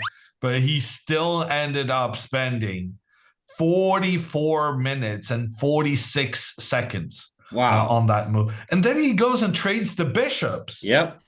Yep. Drawing how many moves? What you saying? What you think, Hammer? You think no? I mean, okay, we still have to get the knight off of a5. So maybe closer to draw, but not out of the woods because this knight isn't off a5 yet. Yeah, good analysis. We didn't even consider this move because we thought more trades better for Hikaru. Exactly. I guess Fabi is making the argument that the bishop trade leads to his rook moving one step up, which in turn makes it easier for him to That's get the deep. other rook That into the is game nice. afterwards. Ooh, that is right. That is right. And Hikaru doesn't really have a choice. Yeah, yeah. He has to Takes. trade King takes. both bishops. He has a point. I mean, he does have a point. No, we might have to play f6. Like, do we have another move or no? I Maybe we mean, could the only other castle. move I really don't want to go into this. Yeah, not at all. So we've talked about this possibility in the past with the two pawns no longer standing next to one another, no longer defending one another. This kind of thing, it's too easy for white to put pressure on this c6 pawn. So I'm just gonna take that one out of the equation, and we need to be able to get the knight safely back. So to me, it's either using the rook or chasing the knight. Yeah, rook c8. But using the And rook seems sensible. okay, doubles or knight d7. I mean, double is logical. This is a very double the rooks, right? That's what you Yeah, do. and then maybe castles. Yeah, I think I feel good. Like, yeah, knight c6 is coming. Yeah, I mean, you can feel good as white as well, right? Because you have your king in the center and you have the doubled rooks compared to black having had to evacuate their king out of that area. But on the other hand, I'm getting my knight back. I am. I'm getting a knight So back in the game. as long as I'm getting my knight back, I'm not massively concerned. And we are going We're down this getting some line. moves. Hikaru didn't really have a choice. He had to trade both the bishops, and the order in which he did it didn't really matter. But if the bishop moved, he would lose the knight behind. So Hikaru had to go for both of these trades. And that brings us to the current position where we are debating how to get this knight on the edge back into the game. Calculating f6. What if f6 immediately? Oh, he's about to move. He's about to move. It He did was on the seem left like he side. was going for the Exactly. pawn. Yeah, he was on the left-hand side. It looked like an f6 was coming. Okay, so pawn forward, attacking the knight. If the knight moves, we're able to get the knight back. Oh, wow. Look at this move, James. Castles. Oh, forgot you could do that. It's like it felt like chess 960. It just felt unreal. Wait, what? That's a legal move. You can castle, and that's how you castle queenside. If you didn't know, I'm not even sure wow. why we're castling. Wouldn't it be just as good So to have our strange. king in the middle? Oh my goodness, that's such a crazy move. It's just funny to see that. Yeah, but yeah, I don't think it made any difference. Really, king e7 looks good. Yeah, you want to have our king closer here. King c8 is a little bit further away. For some reason, the computer preferred having the king over here. I don't really understand why. Yeah, I guess in some situations here, well, maybe not now, but at some point in the future, Hikaru could really try to get back to that plan of getting the knight into the center of the board. We talked about this very early on when the white bishop was still there to always eliminate the knight. But now that the bishop is gone, if we can build up with our pawns, that could be pretty nice. Very nice, in fact. Very strong center and the d4 square. Put the knight on. Very clear plan there. Chat is talking about that after pawn to f6, attacking the knight, there is the move pawn to b4, counterattacking the black knight. Can we go knight b3? No, that might be just too much. The idea is like, I mean, you get doubled, I get doubled. Right, but I guess he's too fast. He's just doubling rooks. Yeah, it's more about the activity of the rooks rather than the number of pawns, which I would say, actually, James, after b4, you don't need to move the knight for white to get doubled pawns. If you just take the white knight, white has to take the black one, and that's your doubled pawns right there. Very nice. King e7, and is this... Okay, well, king e7 so here the recommended move is rook c8. Okay. And the reason for that is after king e7, you are getting some very nasty pressure against the b7 pawn very quickly. But if you go rook c8 first, you defend that pawn in from the side. What happens on the double up? Because that was I was on the that double makes up. A lot of sense. But also on the d file too, like rook a to h to d instead of rook b1. What is, because we got rook d7 coming. I guess you go rook. So what's interesting here is that anytime there's an idea of moving this rook forward, you get hit by the counter check. That's crazy. And then rook. Oh yeah, that one. That's annoying. Wow, that rook being on the f file is vicious. That's good stuff. That is good stuff. So rook b1. Do you remember yesterday where there was this variation the computer recommended and Hikaru didn't go for it, and we said, "Oh, maybe he didn't like this position where he got a rook in game up a pawn." Oh yeah, the one with the rook was like in the center. It was like rook d3 and rook e4 type stuff. A pawn e4, you get that extra pawn, and he was, oh yeah, this is probably a draw. Yeah, but it was winning for white. But he was like, I'm not sure it was winning for white. That's what, yeah. Computer was liking it a bit for white, but Hikaru basically said if I allow Fabi to escape into a rook endgame, his position becomes a lot easier to play, and I'm not even sure it's winning. And the thing I want to say about this f6 b4 situation is that whenever you go into a rook endgame, there's so many situations where even if you as white manage to win one of the pawns, oftentimes it's still a draw despite winning a pawn. Right.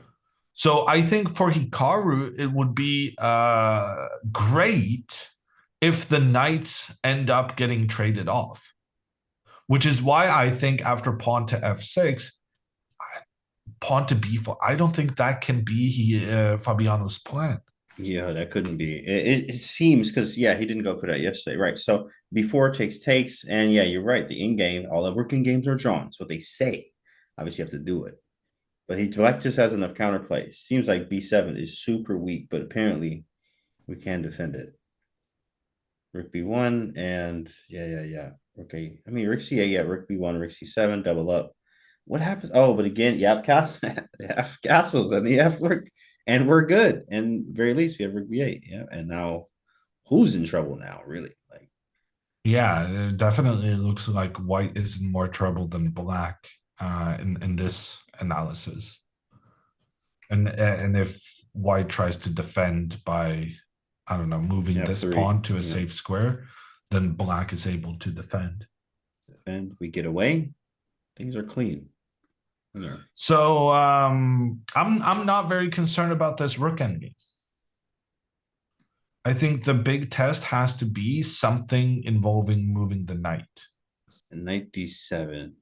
Yeah, I feel like it has to be knight d7 because if the knight moves back, black gets to keep the king in the center, ready to bring both rooks into the game. The knight can retreat if necessary, but at the moment it doesn't even seem necessary.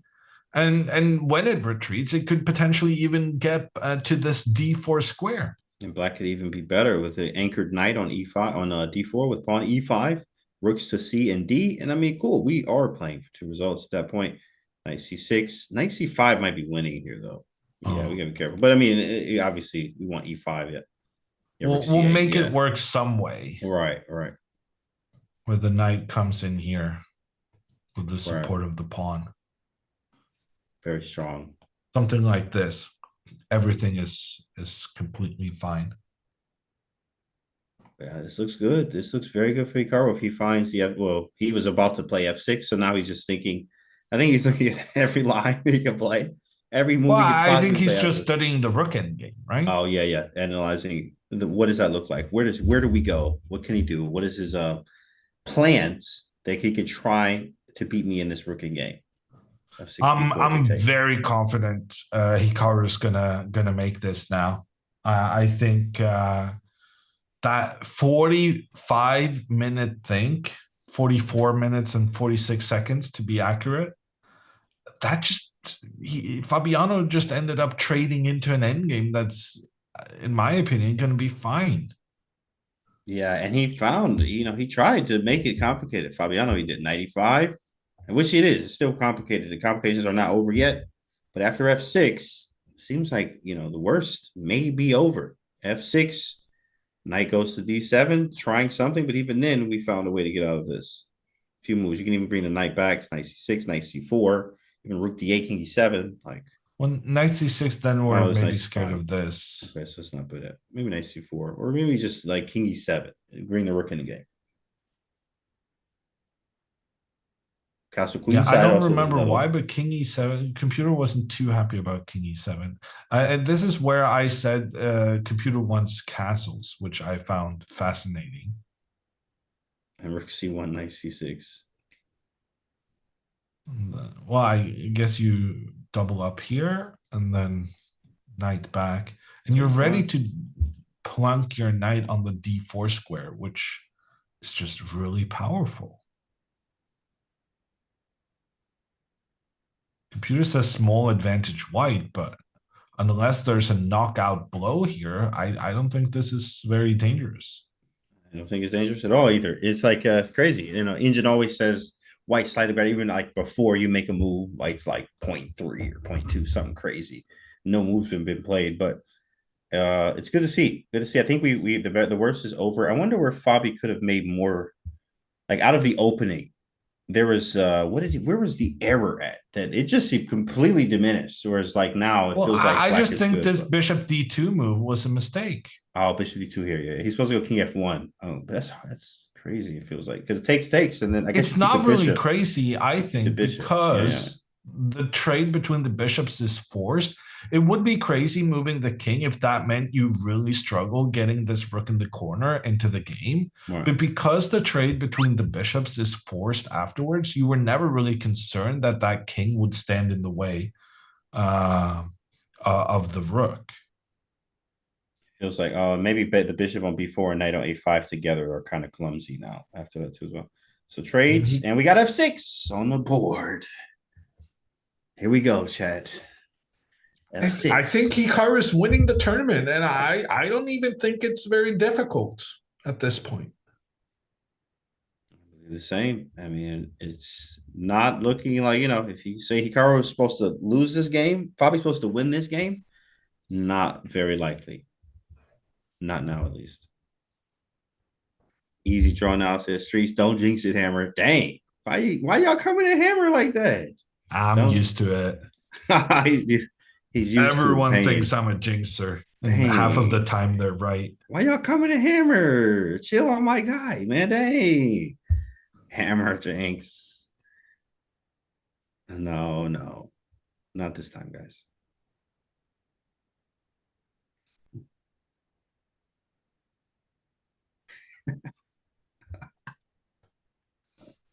That was really chat.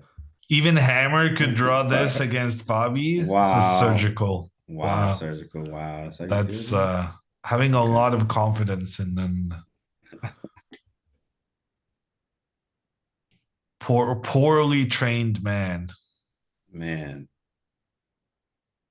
F6 final. Yeah, correct. So F6 is on the board, guys. We've analyzed this. This looks good. 97 is probably the only way to try to create something. B4 goes into those weird end games where, all rook end games are drawn type idea. Black always has counterplay on the files, as white does as well.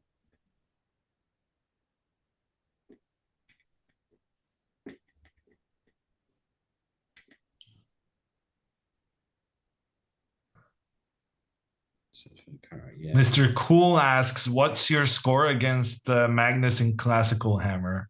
I feel like Mr. Cool is a bit of a paid actor, but when presented with the opportunity, I would like to remind everyone that my score in Classical against Magnus is pretty good. Drop the mic, walk away, shut down the stream. Hammer has spoken. Wow.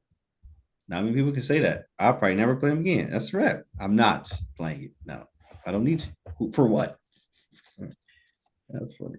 Well, I said my score is good, but that's not entirely true. I've lost a great deal. But the thing is, nobody cares if you lose against the best player in the world. Mm-hmm. As long as you manage to win one, which I did, then that's good enough. You get it framed. Put it somewhere where you can always remember. What's your score against Hikaru? Yeah, no, that is Hikaru absolutely destroys me. That's crazy. Yeah, it's probably he does it to everyone. Except Magnus, I guess, huh?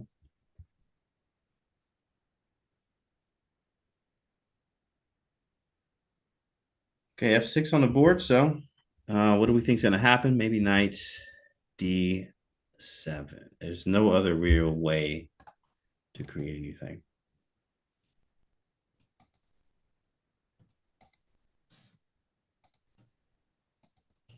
Who won more classical games against Magnus, Hikaru, or Hammer?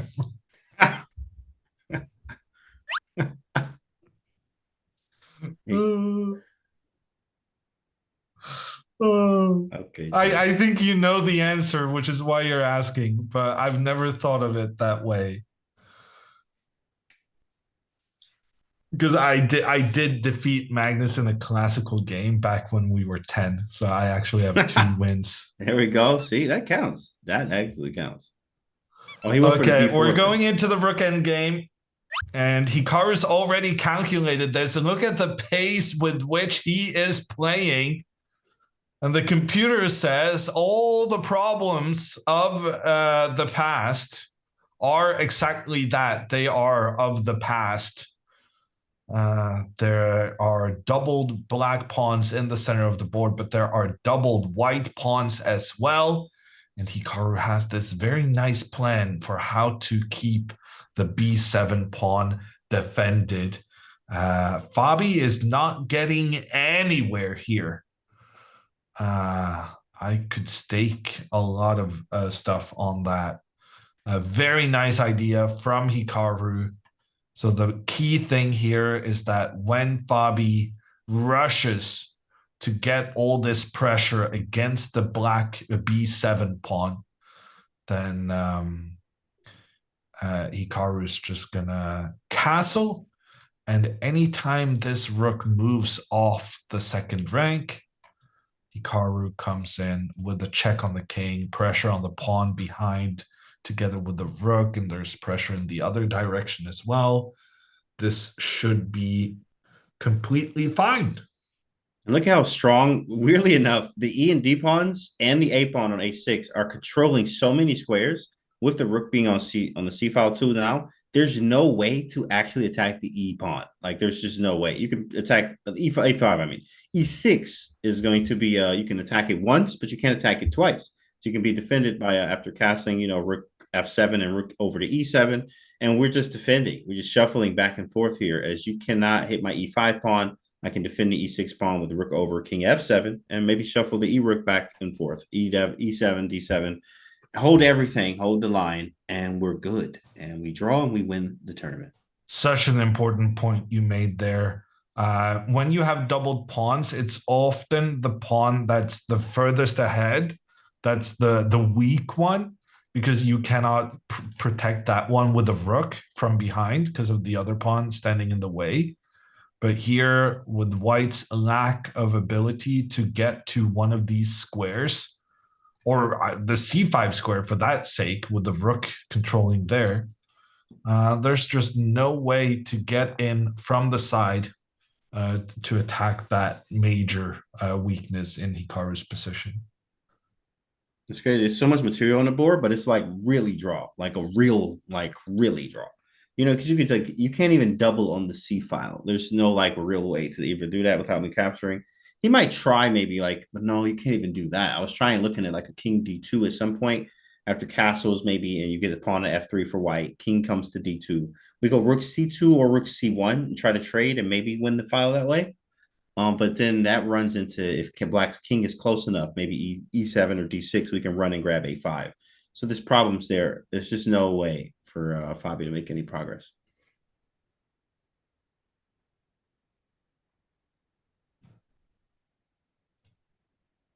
And at this point, Fabi must have understood what he did, right? Yeah, definitely. He just destroyed his own chances. Before, despite spending more time on that move than the rest of the game combined. Yeah. That was tough. At least you get a big payday. Okay, cool. I got some money. But it really is like you're facing the number one and like he wants to win. It's pride to it. It's lots of, style points and everything else. But trying to win, it's tough here. You can't do it in this position. It's not going to happen unless we see something catastrophic, but very, very unlikely.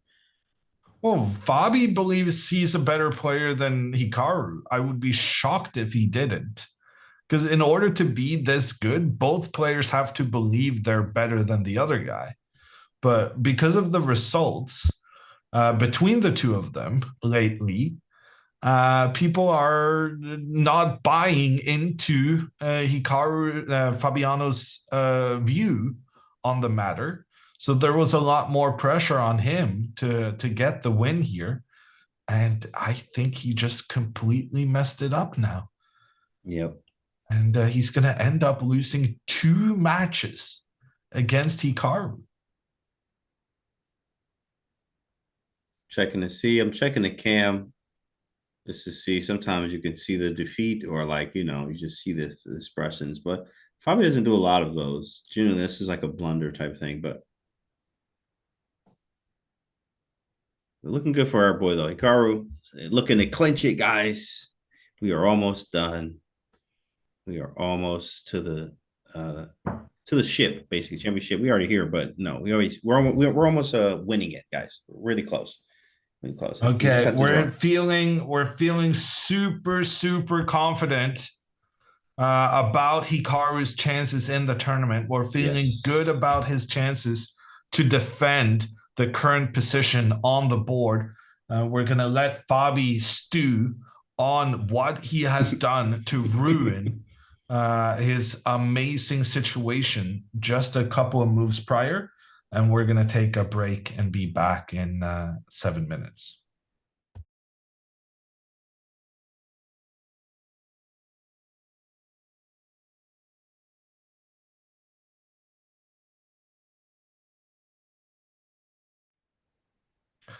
This is potentially the final hour of the American Cup. I'm saying this knowing that chat is gonna spam about my jinxing, but the body language expressed by Fabiano in this break confirms what I've been saying. He's made a mistake. There was something in his calculation he missed. And right now it's looking like Hikaru will be able to make a draw and thereby win this grand final. I'm Jon Ludwig Hammer. I'm joined by James Canty III, and we're optimistic, James. Feeling very optimistic. Chad is not. Chad is saying you're jinxing it all. I don't believe in that. I believe in my guy Hammer. So it's going down. In fact, I'll stand behind it 10 toes down. It's going to be a draw over here, guys. So we all believe that it is going to be a draw, as we saw Rook to B1 happen. We're going to see probably a very quick Rook to C7, basically only move played before he even fully sat down. Rook C7. I'm not sure what Fabi missed in his calculations, but I don't even really care. So I guess he can go Rook to D6 now, trying to attack this pawn with the idea that if the Black King is lured to the 7th rank, then you can try and attack the pawn, maybe. Yeah, that's probably exactly what he wants. I was thinking even Or King maybe F7. King F7, yeah, Yeah, because you want to watch out for this double attack along the right. 6th rank. And then just But rookie same in. idea, you can go after the B7 pawn. Yeah, no, but even here, you're like the black rook is just taking two of the queenside pawns. That cannot be what he missed. I'm Yeah, I'm I'm not sure what he missed or misevaluated Fabiano, but I do know that the consequence is that he's not getting anywhere. And Hikaru seems very, very happy with the situation. He doesn't need to think about this anymore. He gets up every time after making his move in less than a couple of seconds. yeah, that's definitely a sign of a player that's very confident. You feel great. You just get up every move, make a quick move, get up, go do something, go walk around. You just feel good, right? And that's what Hikaru's on right now. As we know, he feels good. He understands that the hard part is kind of over. I mean, you just have to defend maybe a few more moves here that might happen. He might try this, maybe the doubling of the rooks on the D on the 6th rank, as we talked about before. But really, outside of that, that might be it. I mean, we're looking very, very smooth here if I'm Hikaru. Maybe he'll try to double on the B file, but then we respond with castling and then bring the rook up to F7. And there's literally nothing. Zeros, guys. Zeros. Not even a fraction of a point for white or black here. All zeros. And the plan would be very easy, just get the king up here to the F6 square, and then potentially in the future you could even start attacking as black, because these white pawns on the queen side are vulnerable. I thought that too as well, because our rook is very active there. The king can sit on F6, as you pointed out there, and then we can take A5. And yeah, if you don't be careful here, you lose this. It is possible, but long shot, long stretch. But don't think he would go as far as losing it. He will. Fabiano probably just take the draw, and a few more moves. I think we're going to see some shuffling.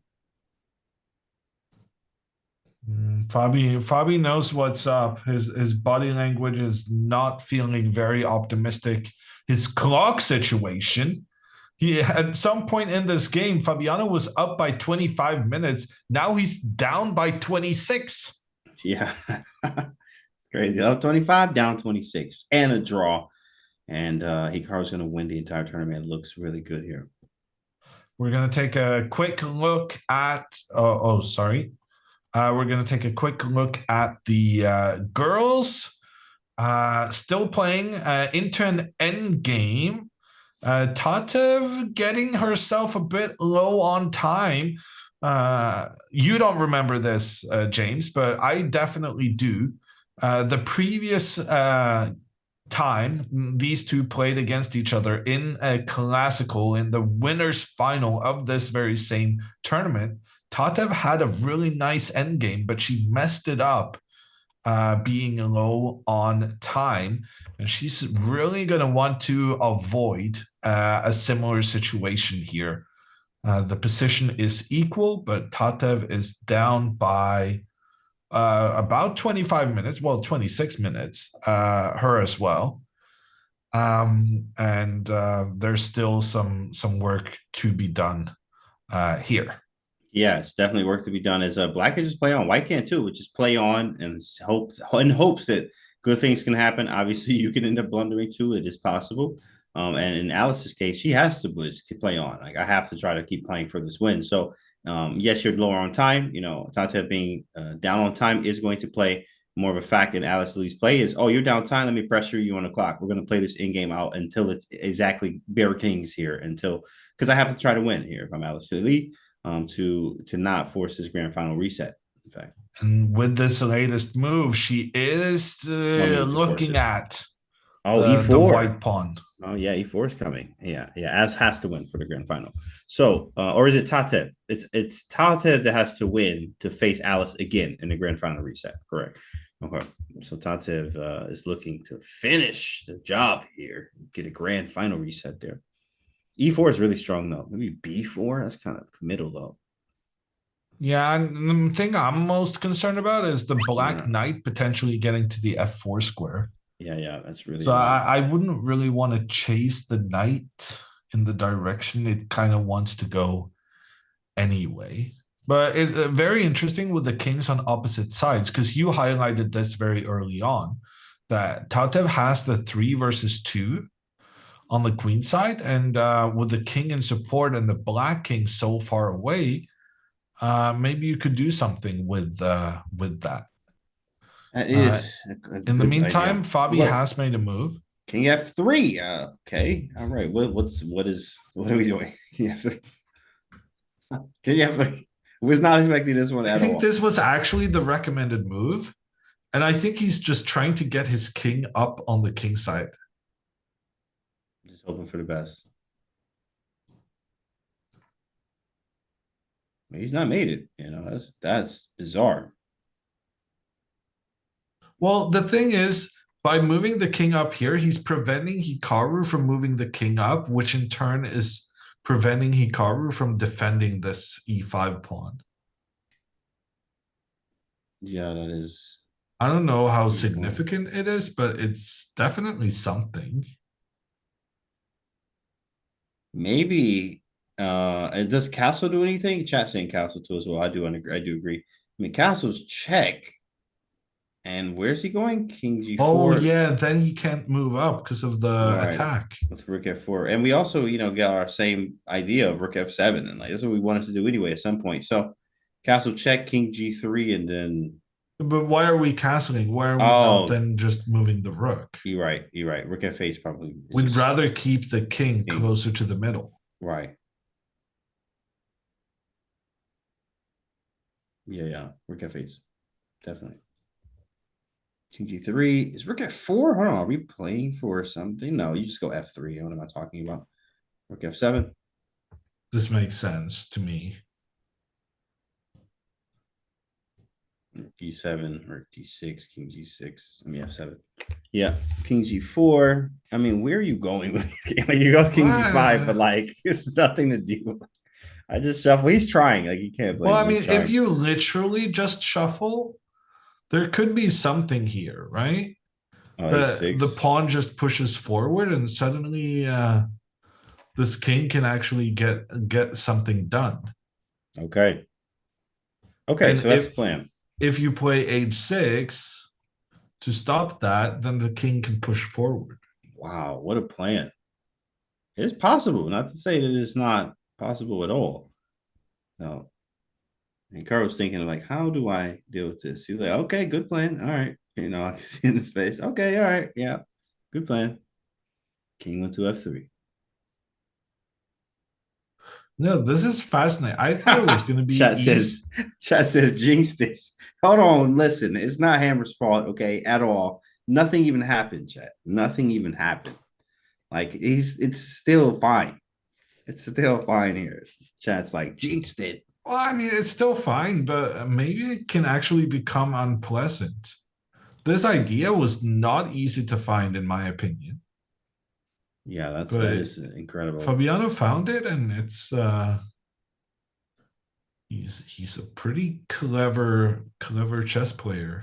Sly guy. But if the king moves up here, like we talked about this white pawn on a5. Oh yeah. Yeah, there's just too many threats for his pawns too. Like, yeah, okay, you trying to create things for me, but don't forget you have weaknesses too, says the rooks. Rook C5, rook A5. Okay, takes, and oh wait a second. I mean, what's getting captured here? It looks like everything. Yeah, King F8. That's nice. We don't have to give him Well, we're anything. just making sure that we don't allow white to get, Yeah, very scary pawns. yeah. But and if the rook has to go back to defend, like in what universe is this gonna? Oh wow, rook b7. What sense does that make? What? He's made it? You're kidding. That is the craziest thing I've ever saw. H6 and H4. Oh my goodness. Oh Checkmate in my two moves. goodness. Forced. Wow, that's diabolical. This is diabolical, bro. Yeah. I didn't think that would happen. He I created. gotta hand it to Fabi. He really did find the one thing that could cause some trouble Wow. for Hikaru. The problem is Hikaru, with his massive time advantage, he has plenty of time to figure out this and how to avoid it. Yeah, yeah. He's not gonna get made it, guys. Right? Everyone calm down. Don't go looking at Hammer. It's not his fault. This is that is crazy, but I don't think that's gonna happen. It's just too It's far a fetched. very Way too far fascinating fetched. idea, though. That is fascinating. I'm not gonna lie. That was crazy. That's just a mate out of nowhere. Like you don't even think that's coming. You're like, oh, King F6. I gotta be getting out of there. He goes F3 there.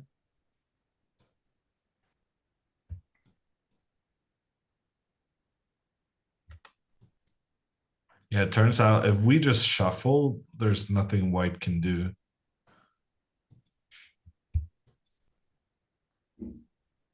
Oh, no, Okay, there let's is get it on. something white can do. Check. I go back. Push. Okay, that is quite annoying. I am gonna take on A2 though. Yeah, but imagine if my pawn was already on this g4 square, though. You are right. This is slightly scary because the pawn is moving forward and there's some stuff going on. Take. Oof, scary. That pawn is very, very vicious on the G file. King F6 takes. Really? King F6. I thought he just take. Take. Oh, you're getting all the pawns though. I Huh? There's don't nothing I can know. do. Well, I was trying to keep something alive over here. Yeah. The problem here is that here Hikaru is the one with the check. If the Fancy pawn just checkmate. tries to rush over, then yeah, you're getting into some issues there. That would be awesome.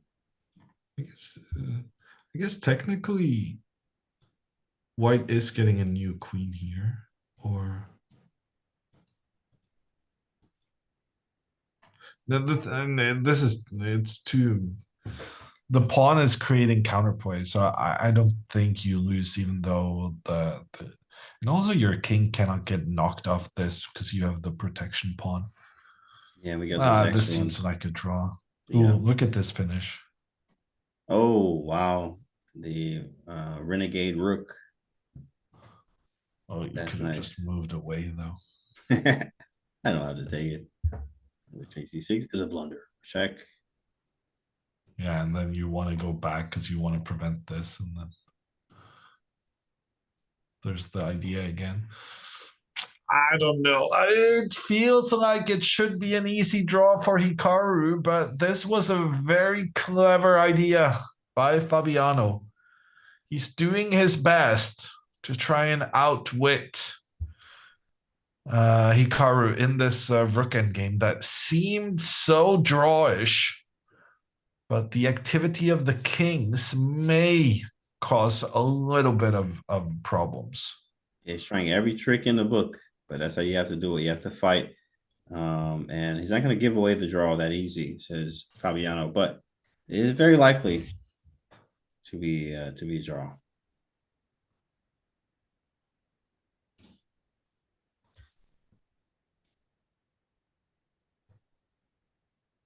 And Tatev is still thinking. Tatev is down 40 minutes on the clock now. Whoa, let's see. Uh-oh. That's how she lost last time, from what I heard from you. So, Well, it was a draw, but it was a okay. draw from a It was a winning draw. situation. Oh, It definitely felt like a loss for her in the moment. Yeah, it's tough.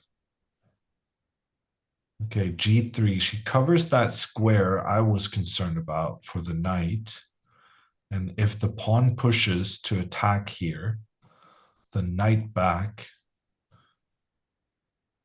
Oof, and this is losing. Yikes! Can't get out of that. No tricks. No good checks. Nothing. Yeah, knight f6. He just takes. Ouch. So what is she planning? Knight d2. Well, I mean, still, you're just taking the same thing. Like, what did we check? Maybe b4. Yep, b4 now. B4. Now you're attacking this one. Oh yeah, shoot.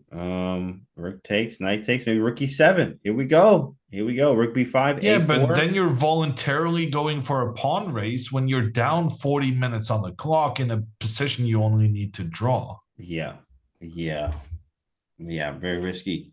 16 minutes left too as well. Alice could potentially still win this. If she does, we will have tiebreakers later tonight. Let's go back to Hikaru. He has moved his rook in, check on the king, preventing the king from moving further forward due to the attack against the king and the pawn. Fabi doesn't really have much choice. He's going to go king g3 without thinking for very long. And, well, he doesn't have that long to think. So makes sense. F8 check. King is going to move out of the way. G3. And maybe we just see okay, what's best now? So we did see some weird stuff going on with this king running over there. Maybe we just shuffle, but are we able to? Maybe we want rook f6 too as well. I saw rook f6 as an idea, but I didn't want to get to an idea where the rooks are double and my rook is on g6. That's what I don't want. Like, I don't think that's possible. I just thought, if that happens, we would be in some trouble. Which we have a move. Maybe h4 then? Oh, so that you kind of hide behind the pawn. Yeah, and this will be a situation where I need to get the rook back to f7 ASAP. Okay, Fabi goes king g3, predictable. Rook f7 from Hikaru. So now the rook that was protecting this b7 pawn is relieved of duty. Which means this rook can instead move up to attack the white pawn. Here we go. We might see that next, actually. And then this rook is going to take over the defensive task. 22 minutes left for Fabiano. So rook here. And then maybe rook here? And now... No, because now the king has time to get to the f6 square. Maybe. Yeah, there we go. Maybe it doesn't matter if the king wanted to go to h5 anyway. Oh, yeah, he's no mate anymore. I was like, okay, that mate will have you scared forever. So he's just going to make sure That checkmate is not there. We can go back to f7 with the king. None of that craziness to Oh, happen this is before. interesting. After this move, then h6 is very good because no matter what, you go g6 next. Oh, threatening mate in yourself. Wow, that's sick. G6. So in this way, you manage to force the king back because if the king takes the pawn, the rook moves over. For And sure. if you win, if you go g6 first, then white wins because now you're unable to give a check on the king because of the black pawn. Incredible. And G4, G5 is coming. And then makes the king go back and you take Well, H7. I think also So, potentially oh my this check. goodness. Jeez. Yeah, you just cooked very quickly. Self cook. It's really fascinating to see how the eval just suddenly just changes completely as the white king manages to make its breakthrough. That's very nice. Very nice idea here with the H6 first and then G6. That's very nice.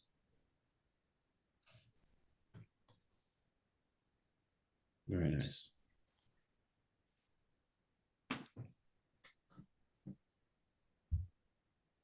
So what are we discussing then? Maybe Rook still this B6. Yeah, rook and E7, then king king here, up. king F7. So I guess you get a variation if he goes. Ah, so I was just gonna now say that. if Yeah, he goes, no, this is clever. If now king goes here, then black has time when you try to do the checkmate. play G6. We have time to chase you back because pawn takes checkmate. But if the king goes to h5 first instead, we don't have this same time because now when the king tries to set up the checkmate, it gets checkmated itself. No, you get mated. Wow. Yeah, that's very clever. So, okay. Wow, what's our play? So Hikaru kind of wants to play this move because he wants to give away this pawn in order to. This is some sneaky stuff. Should be completely fine for Hikaru still, but we're discovering some worst case scenarios which are yeah, suboptimal. Yeah, store suboptimal. Yeah, King H5 there. Wow, can we do anything about that? There's nothing because he has that. Let me go check. Interesting. Check, check. He takes. Yeah, that's hard. With the King G5, H6, King H5, King F6, right there. Check takes. It doesn't work. Wow. Okay. I'm just calculating some lines like, well, all right. Both calculating so as not to look like a clown bag. Yeah, no, it's a lot of calculation there. Hikaru away from the board though. I think got those little things right in front of him. Is that like for? I didn't even notice that till now. What are those? It's like, Cameras. oh, those are right in for. Oh, for the face. So I guess face camera or something. I Yeah. didn't notice that. Oh yeah, it's like an armrest, but a camera as well. Apparently it's a very uncomfortable armrest. We talked about these. I haven't seen it this tournament before now, but they used it in the King's Showdown at the start of the month. We talked a bit about it back then. Yeah, because usually you want to rest your arms literally right there. Like that's where you put your arms at when you're calculating. 17 minutes for Fabi, though. We've seen this story yesterday, but it was a tougher position for him.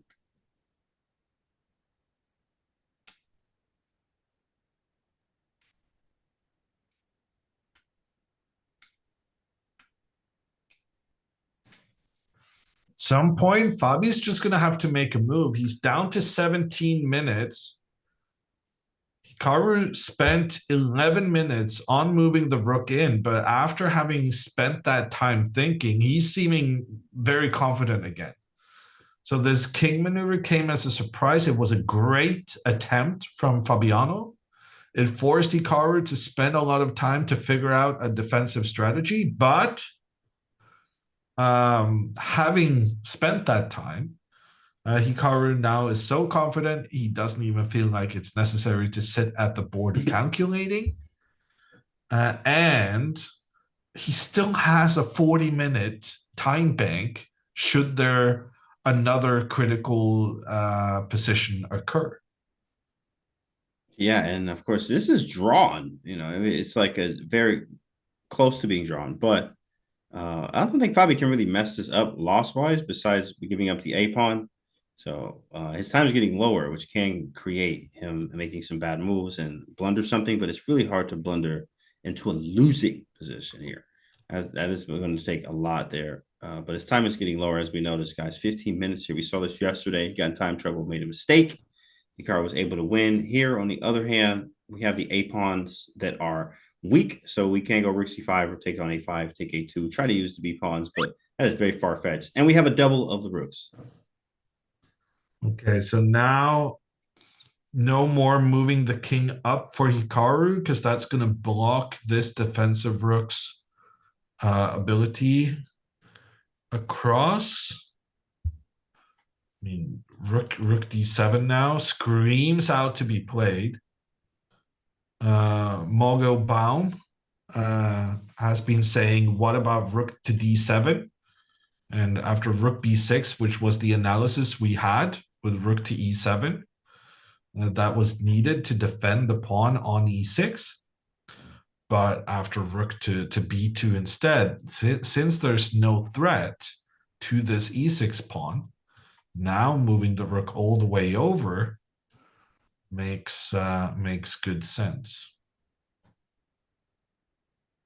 Makes very good sense here. King can come around the other way. So you love Hikaru's faces. Yeah, Hikaru is making some, okay, yeah. Okay, it's not really anything. Yeah, doesn't seem concerned at all. Seems very confident, calculating. Head bob. You see the head nod there, chat. Yep. He's good. Yeah, I'm good. I'm good. I'm feeling a bit grumpy today. Who you are, Hikaru? Yeah, Mogul Baum is getting a taste of my grumpiness now. Drop the hammer. Drop the hammer.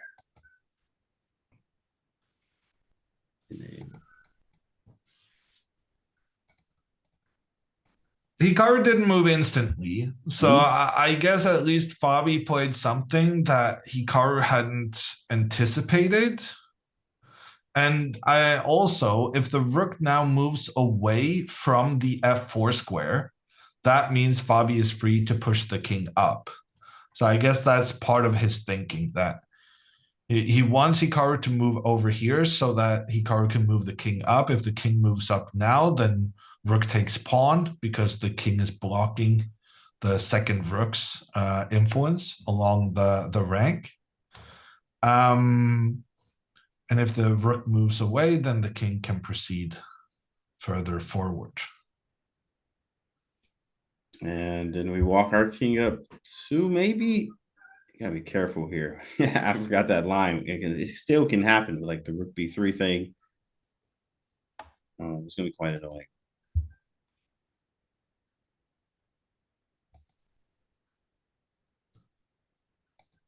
Now king up, and now we had this debate. This is basically the same position we had earlier, James, where if you move the king to the g5 square, that's a big mistake due to pawn gives a check and then king up.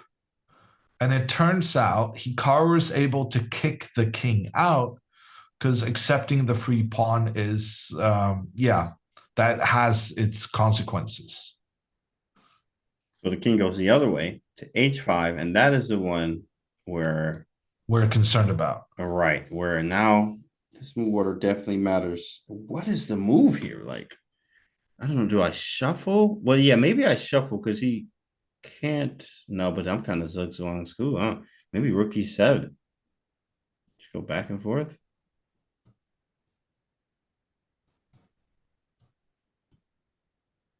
I'm assuming the best plan for Fabi is just rushing up, right? Right.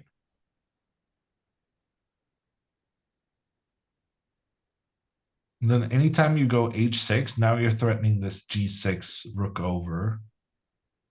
Then maybe rook b3, and Exactly. That's you annoying. have this same thing where, oh, you're trying to set up the checkmate only to be counter checkmated. Yeah. Check and then Oh, take. this This actually one's isn't a checkmate. yeah, this one you can run away. Because previously we had the rook on that square, so the king couldn't run away, but it's the same kind of thing where the white king is just feasting on those black pawns. H and G pass pawns there, not looking good.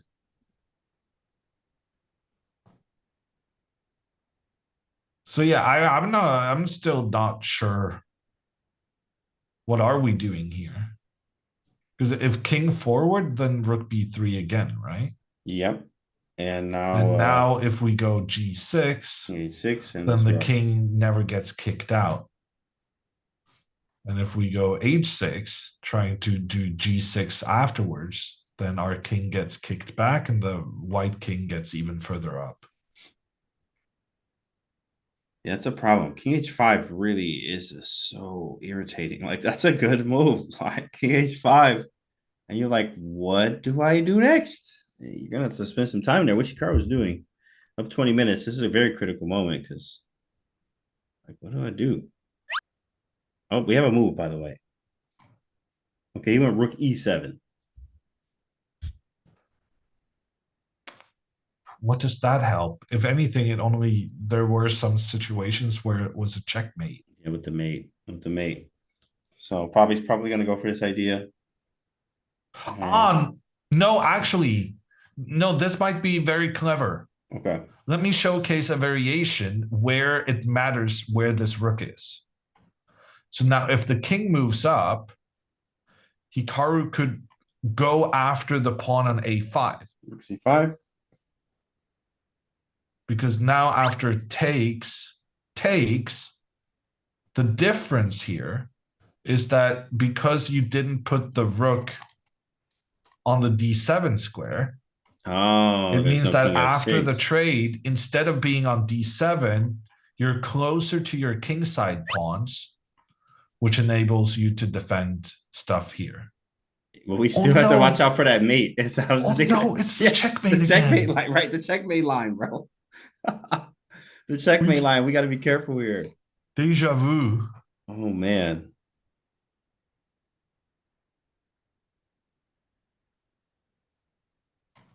Okay, We gotta be Fabi careful. played fairly quickly. He moved the king up.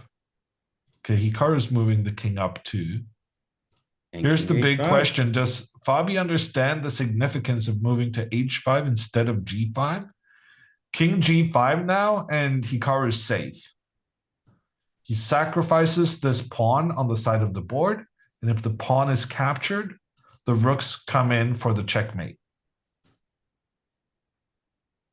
So king That is h5. straightforward, easy. Yeah. Yes.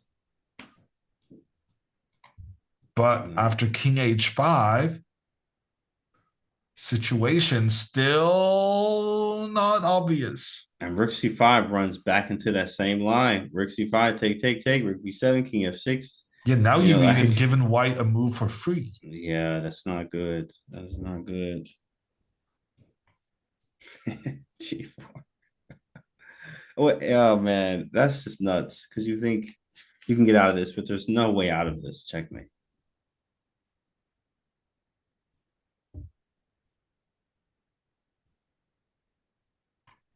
It's absolutely diabolical.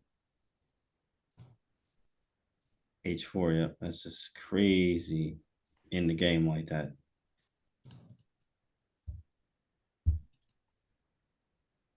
Beautiful. Yeah. Well, No, this position is unpleasant for Hikaru. yeah, it is The, unpleasant. There's no other way to put it. this idea moving the king up on the king side was fantastic from Fabiano, and it's very easy, very easy to underestimate the seriousness of what's going down. I'm not gonna lie, that's a brilliant idea. Because our rooks are stuck. And this rook c5 idea isn't the greatest. I mean, you probably still can play. Maybe we got to go king g8. He went h4. Okay, that gives us something. Everybody breathe. Whoo! Everybody breathe. Everybody. Man. We're probably fine now, right? Because now we Yeah. can go h6. And if the king then moves forward, then we can sacrifice the pawn. And then go king f6. And if he tries to move the pawn forward, then then he blocked himself. Now the white king cannot move to the g5 square because of the black pawn, and it cannot move to the h5 square because of the white pawn, right? So this pawn formation we would be happy with, I think, because then no one's moving forward. No, that's good. And That's a if good sign. nothing happens, then we go g6, I want to say. And then check king g7 or h5, g5. This is good, no? Yeah, apparently they like white for g5. Like, what? You can't even make a. I guess you have a break of g3, f4 at some point. But is it really that good? No, Why I is the don't believe computer this. not giving 000? Right. I don't believe these. I can You're tuck the gonna king on tell me this f6. is Whoa, what a move. Hey, I not don't have to just a touch draw? anything. Take, Uh, take. this is interesting, actually, because now the rook is trying Oh, to get in what? here. Yeah, that's a chance. Man, that is tricky. No, but we can stop it. Right? And then rook b8. And I guess it's draw. We just shuffle. Then we So how just is hang around. yeah, you just shuffle back and forth.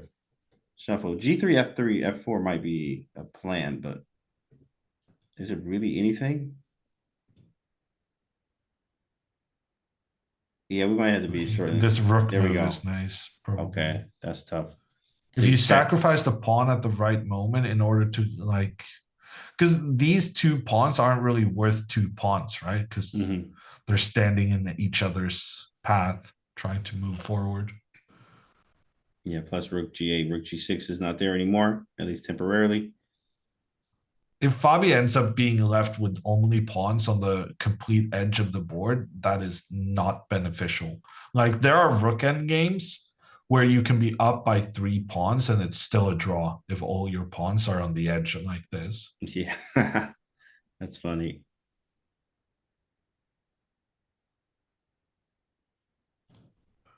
Okay, I mean, Fabiano's position should still be taken seriously. Um, but I feel like we're very close. Yeah, Also, h6. actually, maybe I was mistaken in something I did, James. Because if I move pawn forward here, but if I move king instead, because now I'm threatening to kick the white king back. And if the white pawn advances, I can just go back. And then we have the same thing where the white king is being restricted by its own pawn and cannot move further forward. That works. That's going to be nice. And then we have a restriction on both sides, in fact, with the a6, h6 pawns and the double e pawns cover almost everything, especially with our rook on the c file. There's no way to get through. Maybe you play f4. Again, that's a move at some point. It's going to be kind of Yeah, annoying. but now I'm just going to go out on the counterattack. Grab that. Yeah, take. Because now I'm super safe on this f6 square. And there's As no long mate. as I'm fighting against one rook instead of two, the king is very safe here. No good tricks either. F4, we don't have to touch anything. You take the pawn. Seems good. Seems good.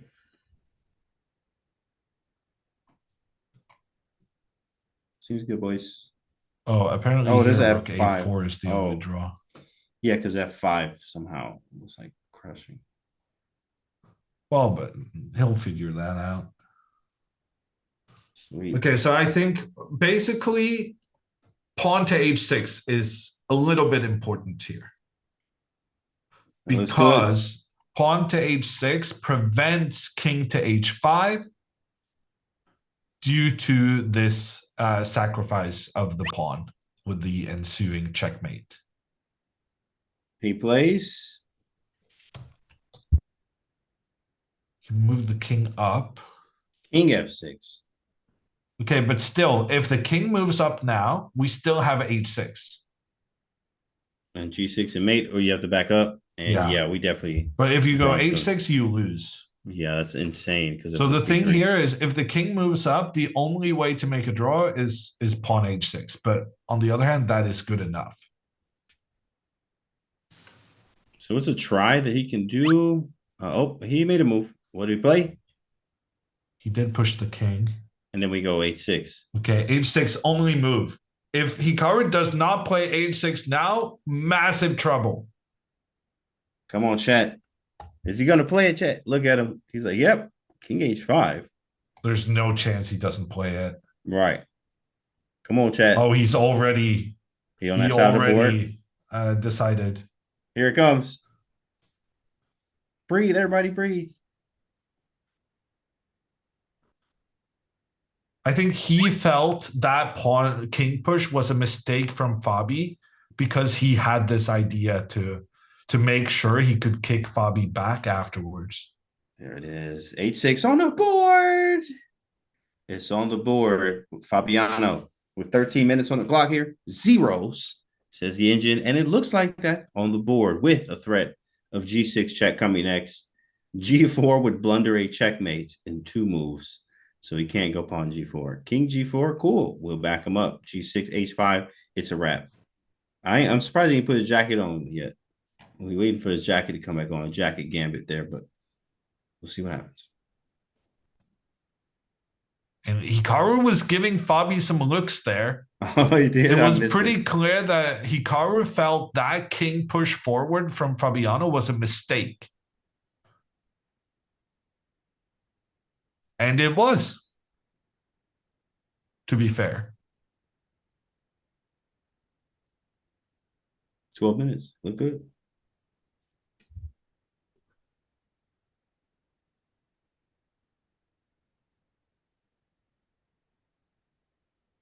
Great job from Hikaru here. I don't think Fabiano has anything better than just returning. And here we go. I heard a move. That move is Rook b3, threatening checkmate in one move. Don't blunder. That's not going to happen, chat. We know we're going to see G6 check, King G4, maybe H5 check, lock everything down. Seems fine. And it's already on the board.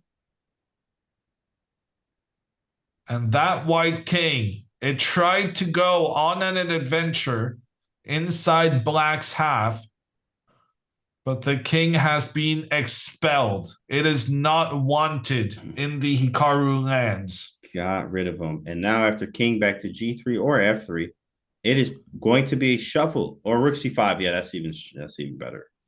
Rook We're C5. Ready to start capturing white's pawns. Rook C5. Take. Not even difficult at this point. This is it, guys. I think we have the worst is over, chat. The worst of the whole game is finally over here. I think this would be cruising into the win, or obviously the win of the tournament and drawing this game. Especially with Fabi getting his time even lower, it could even be a win, but it's too much. Should be just a draw. Time to put the jacket on. I agree. So I agree, Hernan. I think jacket, comes on as it usually does. It's looking like this one's over. Draw. King steps back. It's time to go attacking pawns. Hikaru can even attack the pawn in the middle. Because then after pawn to f3, he's attacking 2 at the same time. Whereas if he moves the rook up here, Fabi can technically just defend the pawn. Yeah, so it seems cleaner. Rook c4 seems a little bit more accurate. Yeah, I agree. More accurate. It's not needed, but it is the better move. Yeah, playing active for a draw here is better than playing passive for the draw by just shuffling, which he probably could do. But Rook c4, Rook c5 is more than enough.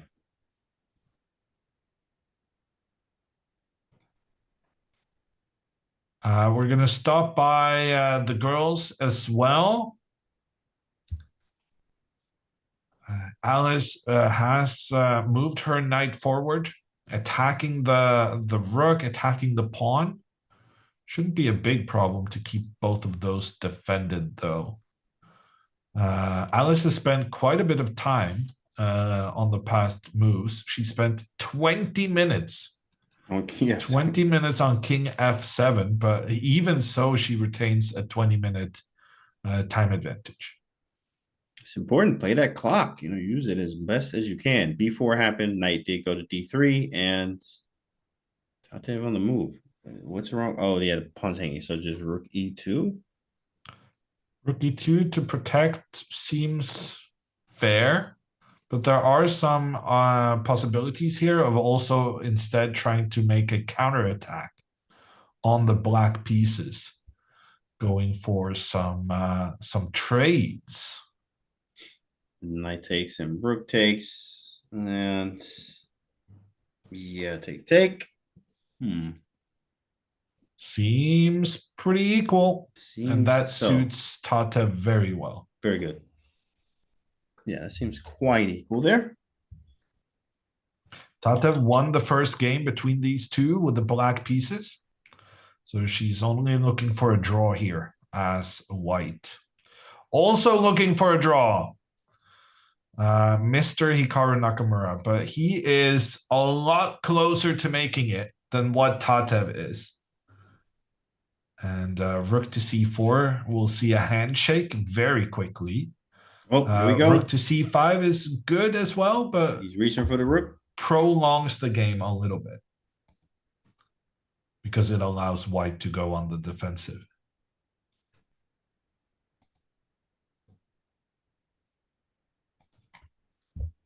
Reaching for the rook.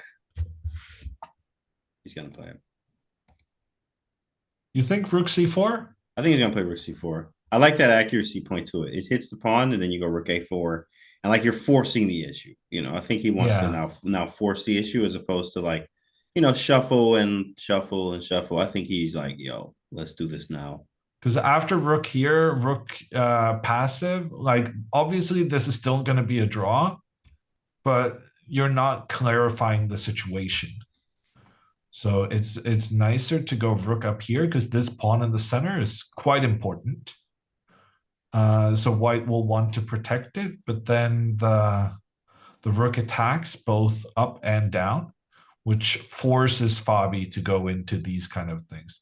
Actually, here Hikaru's winning a pawn. Yeah, now that I think about it. Exactly, and now I get to draw when I want it.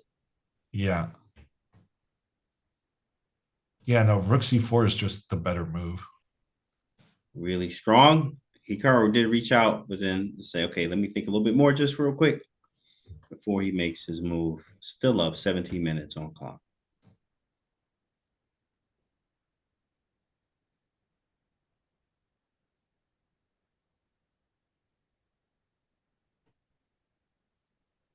Is this a hard move because almost any rook moves attacking a pawn is good?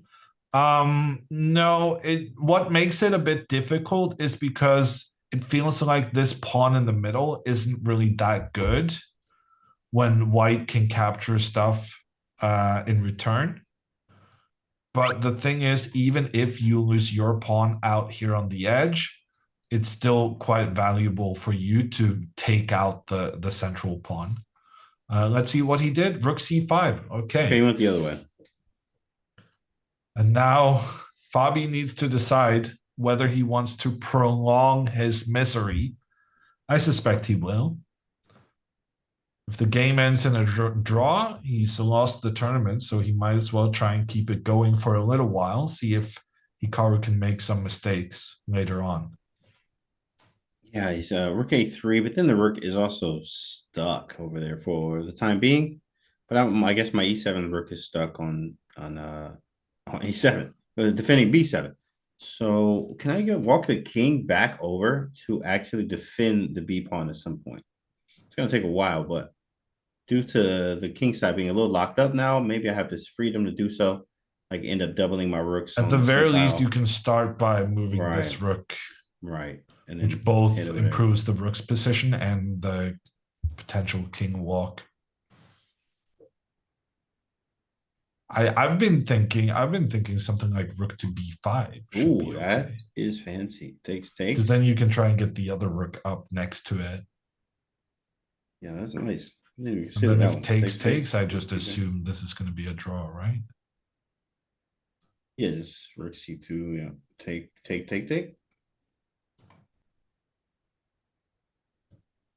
Apparently, white has a big advantage here. With king h2, yo, you like, bro, stop playing. Okay, just let's be real. So let's Ah, it's play. Tuxan. Be real, bro. This is actually interesting. So if king h3, trying to go g4, g5 checkmate, then I go rook a3 to make sure your f pawn is pinned. And then if you go back, I go back. And I'm always making sure that you cannot play pawn to g4.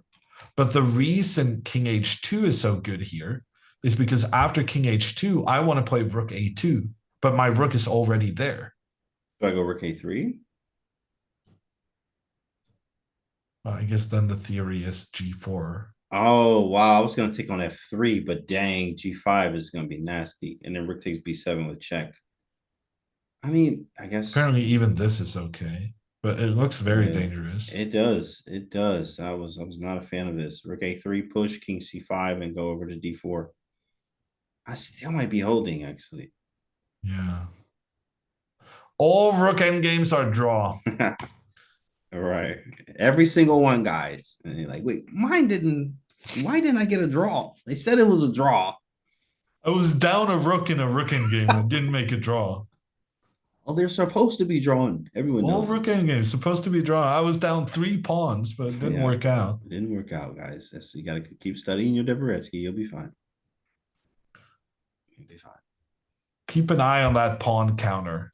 And then Yeah, rook end games plus minus 1 pawn. that's it. It's a draw. Oh, he takes on b7. Okay, Fabi is done with the game. Yeah, that's what that means. He's liquidating. You can tell. You can see. Look, you see on his face here. And just check the emotions. Yeah, he's checked out.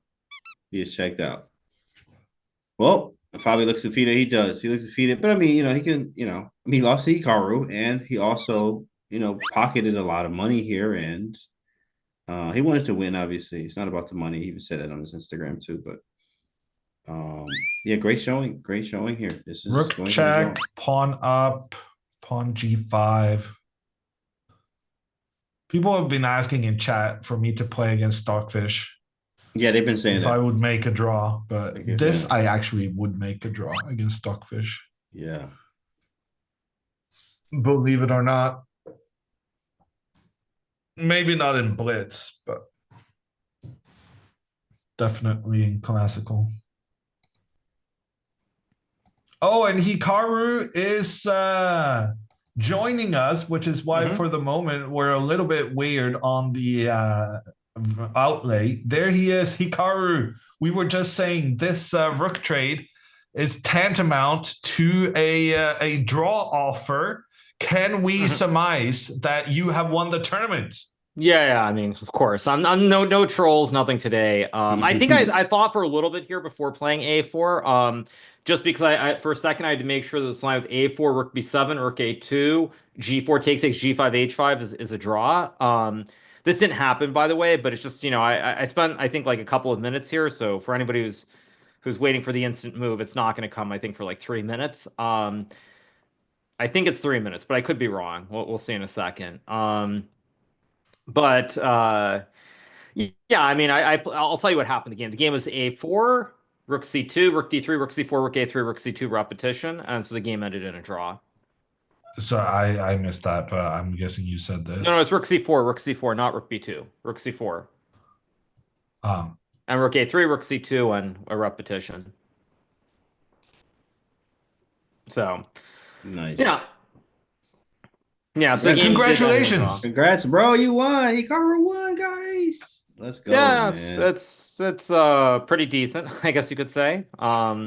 So pretty happy, of course, to win the event. Definitely not what I was expecting after the first match, which was very topsy turvy, but it was pretty good. That was awesome. Opening choice today. So I was thinking, I was like, yo, it's Queen's Gambit decline. It's what he does. It's solid. It's world championship opening, QGD. And then you played C5. We was like, whoa, so that was definitely a shock. But can you walk us through, Yeah, just I the mean, prep for that today? basically, of course, I wasn't expecting Fabiano to play this. I had looked at this recently. But I expect him to play e4, and then he played d4 on move one, and so this is obviously what I played in the candidates against Prague. I also beat Ding Loren with it. So it's something a little bit offbeat, but it's also very forcing. And then I decided to get creative in a position where I knew what the right move was, and then I didn't play it. So takes, keep going. I mean, all this is normal. Yeah, a6, bishop e3. I think Ding play a3 against me, if I'm not mistaken. Um, After I think it was that he played a3 and then Fabiano played bishop e3 if I'm not mistaken.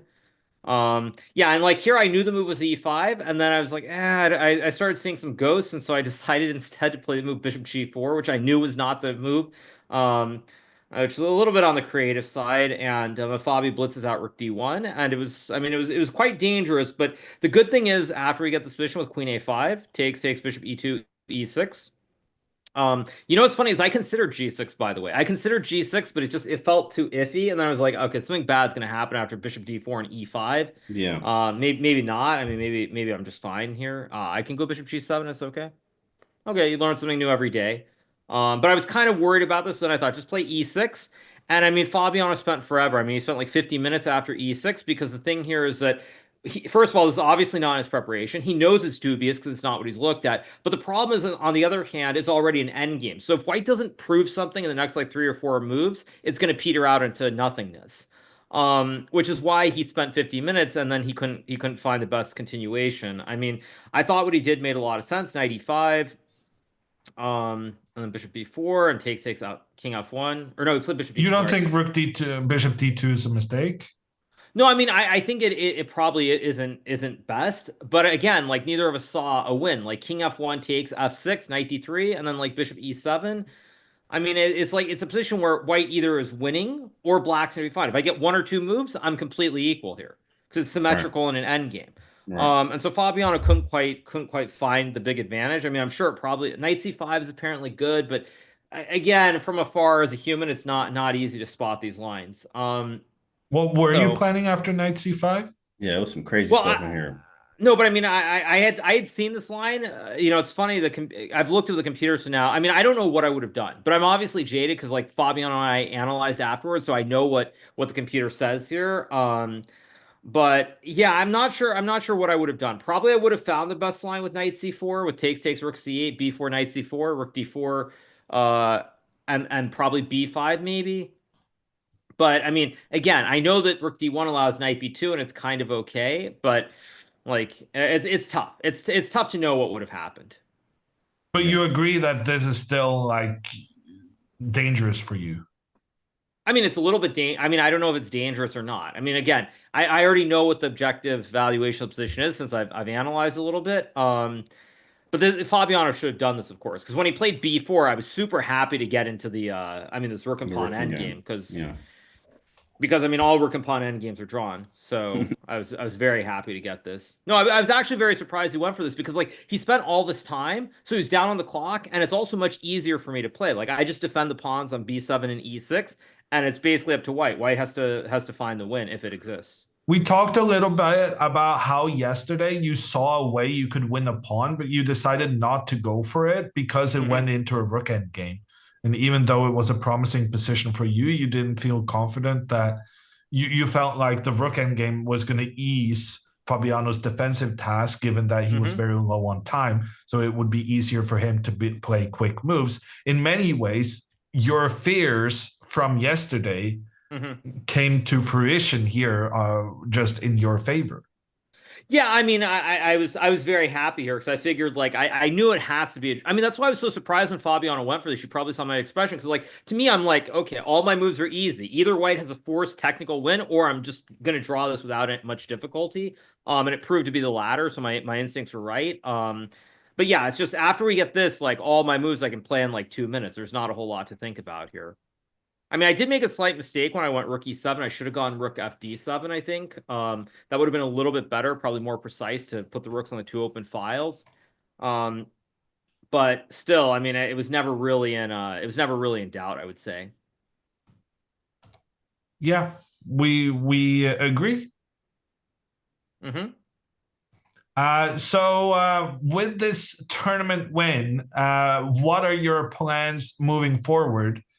Does this change anything for you? Feeling good about playing classical, I guess, seeing as how you're playing rather well. Um, Not really. I mean, I explained already for people who are wondering. As of right now, nothing changes with my plans. I think basically after Norway chess, things will be a lot clearer as it relates to FIDE rating and everything else. If the status quo stays the same, as I'm like 2805 and Gukesh is like 2790 or something, then I'll probably start to consider going for the 40 game rating spot in the fall. But as of right now, I mean, nothing. It's not really on my mind whatsoever. So yeah, it's just a. I mean, it's non sequitur. It's not really a question. I'm just gonna focus on playing Norway chess, and then I'll figure out everything else. But ultimately, it's very nice though to show that I can still play very good classical chess. I mean, I think the tournament got off to a very shaky start when I didn't convert either of the two games against Mishra, but the win against Fabiano more than makes up for that. Are you gonna? Sorry. What I was planning to ask is, are you now better at classical than you are blitz and rapid? I mean, I think there's no doubt that I'm better at classical than rapid for sure. I don't think that's really a question. As far as blitz goes, I mean, it's hard to know. I think I'm still capable of playing very well. I think the blitz game I played against Fabiano was one of the best blitz games I've played in a very long time. So I'm obviously still capable. But of course, the consistency isn't there the way it once was. So. I think in Blitz I can still perhaps play better than classical, but honestly, I think my brain, I just like being able to think. As you get older, you like being able to think. I think it was I forget which year it was when I was in London, and in one of the London Classics, I was talking to Vishy Anand, and he was saying something along these lines about how as you get older, you like to think because, of course, nobody here. I mean, everybody who's coming to chess in the last 4 years doesn't remember the 1990s, but in the 90s, Vishy was known as like the lightning kid. This guy who would take like 2, 3 minutes every move, would not think for the whole game. And then like when I started playing Vishy in the 2000s, he was obviously a lot slower. He's definitely older, and so I think it's just one of those things with age that as you get older, you like to actually think more. So I do enjoy classical more than anything else. But considering that you're not sure, that's how I interpreted what you said. You're not sure whether blitz or classical is your I'm strongest. more I'm more consistent in classical. I think my blitz can be better, but I think I'm much more consistent in classical than anything else right now. There is a blitz tournament tomorrow.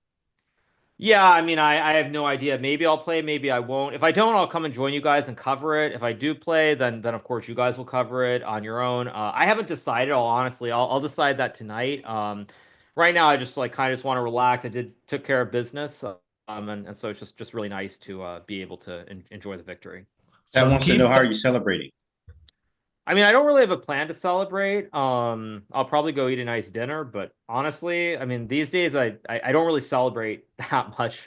Again, one of the problems with getting older is you can't really go on a bender, and the effects in the morning are, shall we say, significantly worse as you get older than they are when you're like in your 20s. So that's not on the cards. But I think for me, I said this when I won in 2023, but honestly, winning the American Cup, to me, I consider that the equivalent of winning a U.S. championship. So having won this twice, I know I've technically only won 5 U.S. championships, but to me, it's like I feel like I've won at least six now, or seven, depending on how you look at the American Cup, because this event obviously is significantly stronger. So I'm just very happy to play well and win the event. I had a question. Yeah, no, actually, I didn't have a question. I just wanted to remind chat we will be back tomorrow for the Blitz tournament. Hikaru says he will maybe play, Yeah, it's but 50-50. I'll flip a coin and decide tonight. for real, You gonna flip it? Yeah, I'll probably just flip a coin.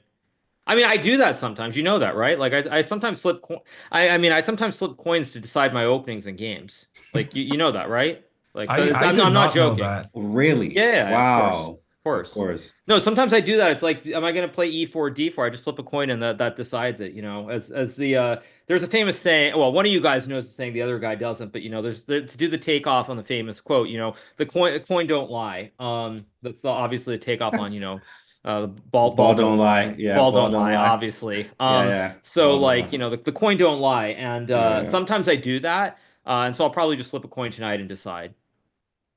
Sweet. So Okay, well, you're probably confused. I can see you're confused. That's not how you're. That's not how you're supposed to approach chess. You're not supposed to be like flipping a coin to the side. You're supposed to use your brain and all this other stuff. But quite frequently, I do that these days. It's just like, okay, I have this option. Let's just see what happens.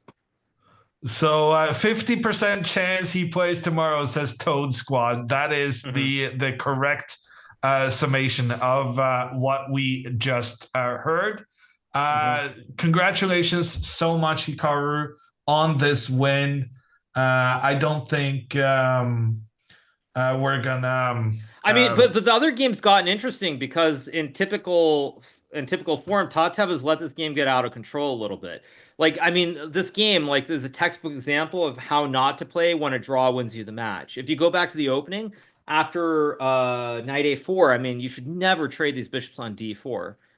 Um, like you go forward here. Like you should just trade the rooks and go c3. I mean, you can never lose this position a million years after c3. But instead, she tries to go bishop d4, and now the game has gotten kind of a little bit. I mean, it's probably still a draw, but it's a little bit unclear, right? I mean, it looks scary when I left the playing hall, at least. well, Oh, I mean, this is also very have. scary. This is very scary for white. It's still probably a draw, but this is not what you want in a game where a draw will ensure that you win the match.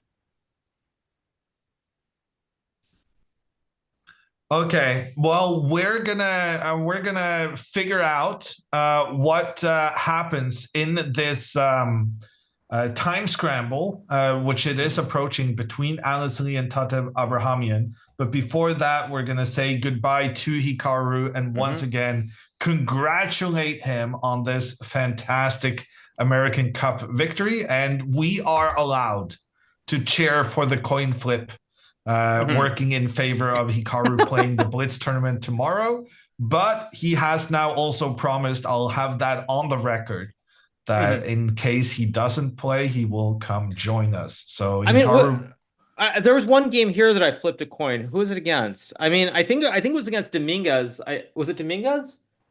I think it was against Dominguez. I flipped a coin on whether I was going to play E5 or C5. I think that was the game. If I'm not, there's one game here that I flipped a coin on what I was going to do. And so like, yeah, I mean, it's, you know, it's what it is. Very nice. Congrats. okay.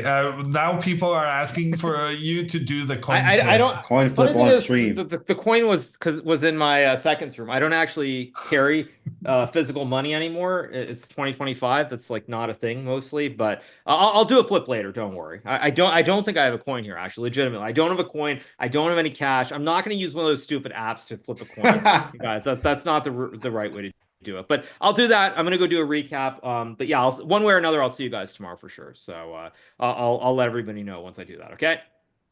Bye. Perfect. Okay. See you guys. Bye. And with the Tatev ticking down and the fact that we haven't had a break in 1.5 hours, we are going to take a quick break to just, health regulations for commentators. And then we'll be back watching the finish to this very exciting game. Alice Lee has a big time advantage. The position is equal according to the engines. But if Alice turns it around, we're also going to get blitz tiebreakers later tonight. So stay with us.